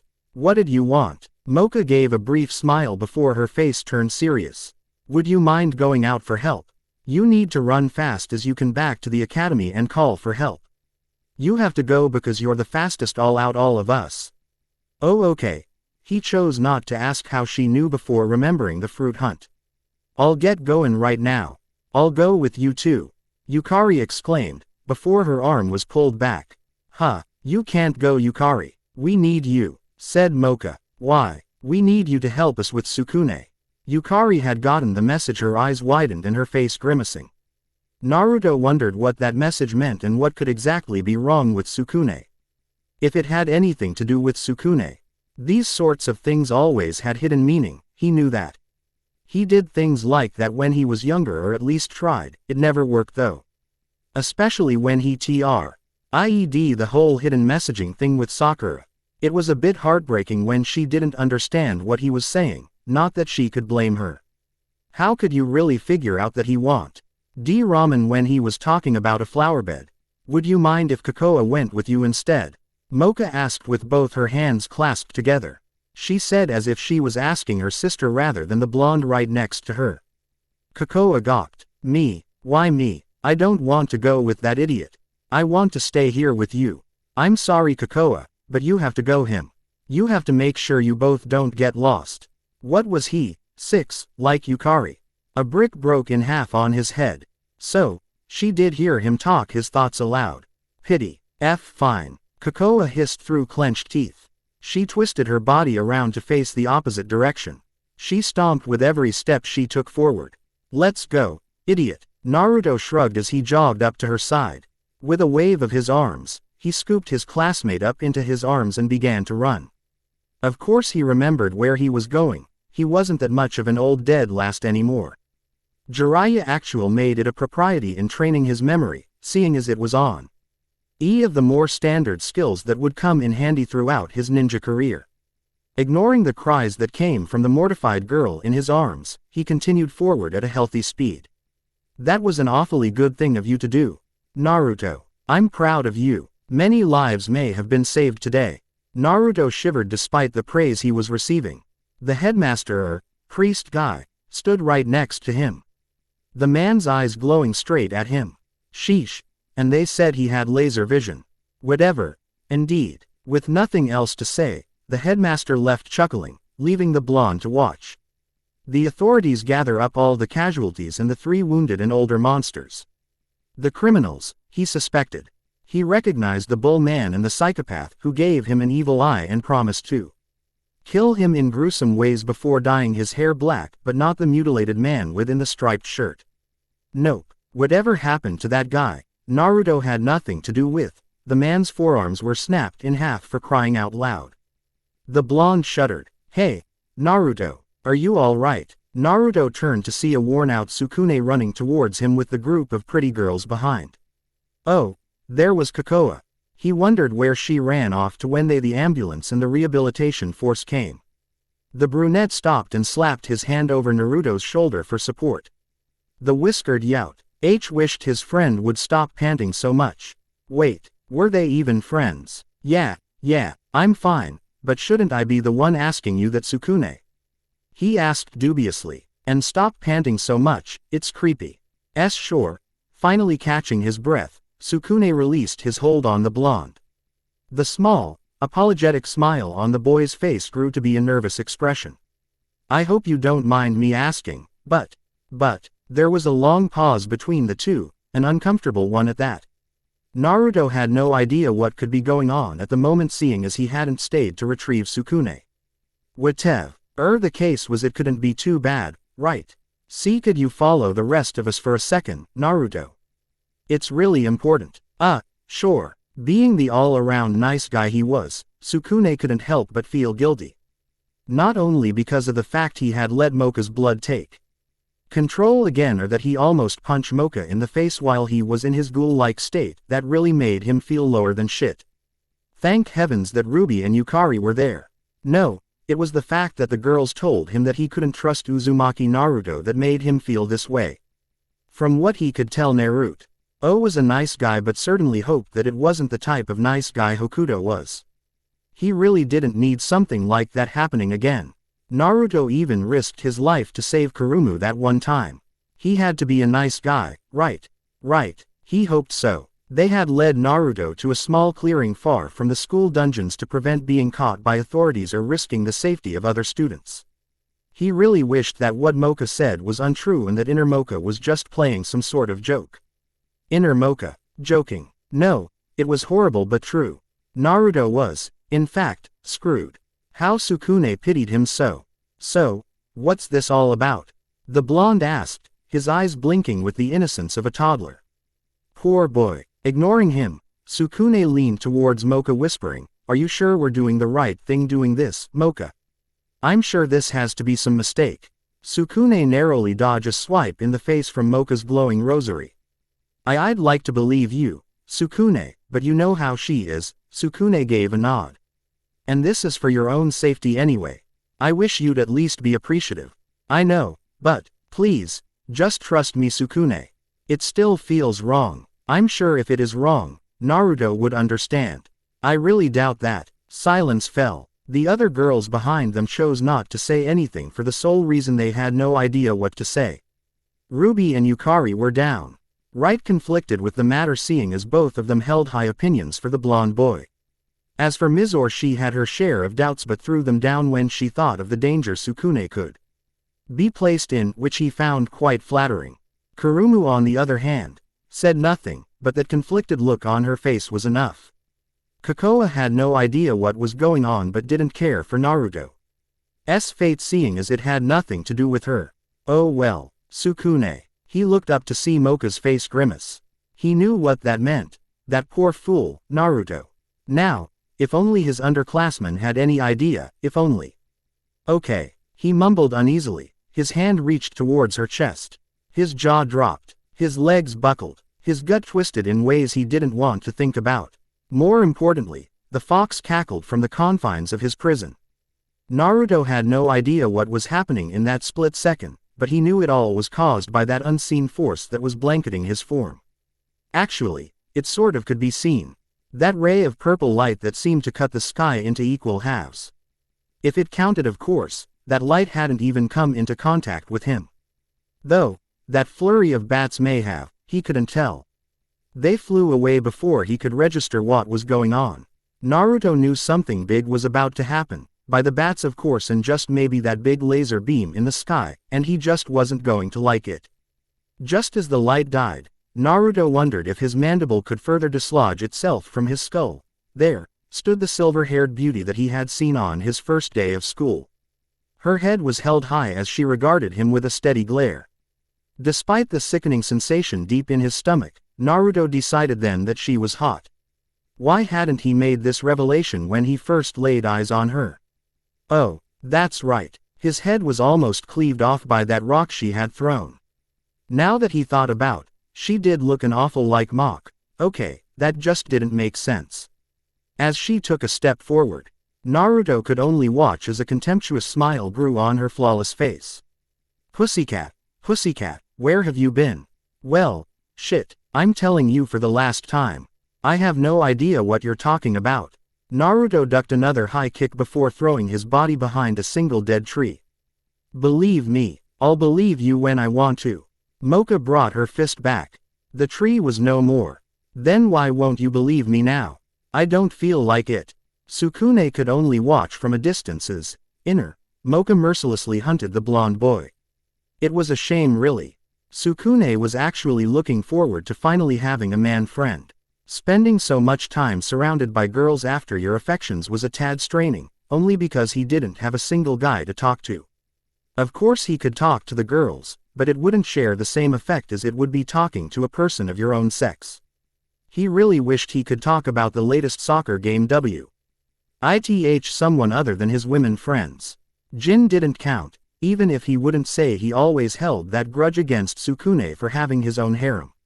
The many trials of a man such as himself had to go through, the demanding trials. Watch out for his rocket punch, Mocha. Kokoa cried out. There, proudly shown, was that sister complex. Rocket punch, hit his left nipple, Mocha. It's the only way. That time it was Mizore. Sukune chose not to ask, but that last comment had given Mocha ideas. With great speed and accuracy, the brunette watched in horror as the vampire shoved her hand right through Naruto's chest more. Precisely his heart, left nipple. There went his eligible best man friend. Mocha, what have you done? He cried, his hands clutching at his brown hair. Murder was going slightly overboard with the whole protect Sukune's identity thing. The police were just a few acres away. He'd be sure to try and reason with Mocha later, if he had the chance. Poof. The blue-dyed corpse surrounding Mocha's petite hand had been replaced with a part of the dead tree that she had destroyed seconds ago. Somewhat disappointed with the lack of blood on her hands, the vampire grimaced as she clenched her right hand into a fist. Eyes turned towards the sound of panting. Up on a thick tree branch stood Naruto looking rather shaken up at the moment. Inwardly, Sukune was relieved. There had been no crime. What the fuck is wrong with you? I could have died. Mocha rolled her eyes. That was the point. She jumped into the air and brought back. Now hold still. Fuck that. Dodging another death-promising blow, Naruto landed back on the ground with his fists ready. There would be no more running this time. Pretty girl or no pretty girl, he wasn't going to back down. His fight with Haku had proven that. Then again, Haku was a guy. Shudders. Mocha had quickly caught up to him with her leg shooting down towards his abdomen. Naruto quickly caught her leg with his two hands, but soon regretted as her strength really was something to be reckoned with. What was this girl made out of? Steel? No, he was sure it was diamonds. Even with his hold on her leg, Mocha was able to twist her upper body and ram her elbow to the side his defenseless face. Naruto was able to see that pretty grin on her face before he flew off into the distance. So many trees were destroyed by that single move. When he finally stopped rolling against the ground, Naruto slowly pushed himself back up, stumbling on his own 2 feet. That elbow had been certainly strong and bony. He scowled as he saw that wicked version of Mocha come his way, though her form did look a bit hazy. Wait, that was just him and his concussion. He charged forward, sending her a sloppy dozen of punches and kicks, which she blocked and evaded with ease. She then slipped under his last punch and caught him, literally, in a chokehold. Despite how uncomfortable he was, Naruto still felt warm fuzzy feelings at the thought of being held by the beauty. Any last words? Now if only the sun was setting and they were somewhere with a view of the ocean. It'd be wonderful, perfect at most. He probably could die happy. Oh, wait, They were right on the edge of a cliff by the sea and it was already late in the afternoon. Beautiful. At least through that chokehold he could still reach both his hands. I just hope you know how to swim. What an original comeback. How he wished he could have seen her face when she felt rough hands pull her high up into the air, or maybe the part where his replacement clone popped within her arms. Oh, how he wished. Watching from the bottom of his Naruto chain, dozens of his clones that were held together by the ankles and hands, evil Mocha was jerked high up in the air. A rouge grin made its way on Naruto's face. Fire. With the likeness of a leather whip, the Naruto chain lashed and Mocha sent into the ocean with a cry. It would have been perfect had she not been able to destroy the clone that had held her by the collar. A shame, really, but at least it worked out. With his chest puffing out with pride, Naruto had won the battle, but the air sputtered out once he remembered He had just thrown one of the prettiest girls he had ever laid eyes on into the ocean. A bitter victory it was. Mocha. There was a splash. That was Sukune, who left his jacket and dived into the water. Leaning over the edge of the cliff, Naruto looked down to see the brunette swimming viciously after the thrashing girl.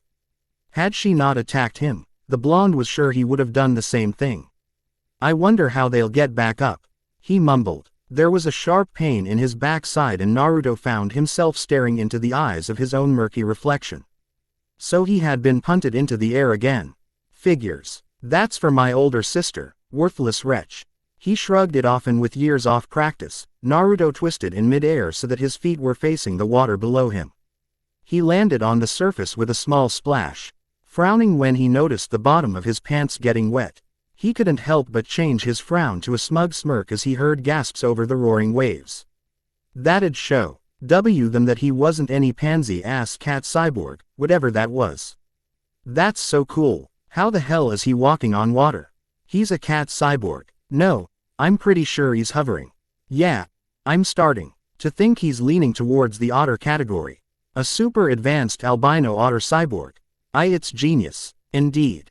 So cool. Scowling, Naruto ignored the girls and made his way towards the pair swimming a short distance away. They paid no mind to him and were both more preoccupied with trying to getting a hold of each other. How sweet. Squatting down just a meter away from them, Naruto placked his elbows on his knees and his face on his elbow, hoping they'd at least notice him. They weren't, but he'd kept faith. Lots of it. Just hold on to me, Mocha. I'll swim us to shore as fast as I can. Chi Sukune, Mocha whispered, wincing for whatever reason. Yo. They both heads turned to see Naruto watching them from a position that could be only called unique, seeing as they all were on water. Well, in water. He could only guffaw at the priceless faces that girl and boy gave him. It almost made him feel better about almost getting beat up by a school girl. Narutto, yeah, Sukune. Why, you're walking on water. At least he could talk correctly this time.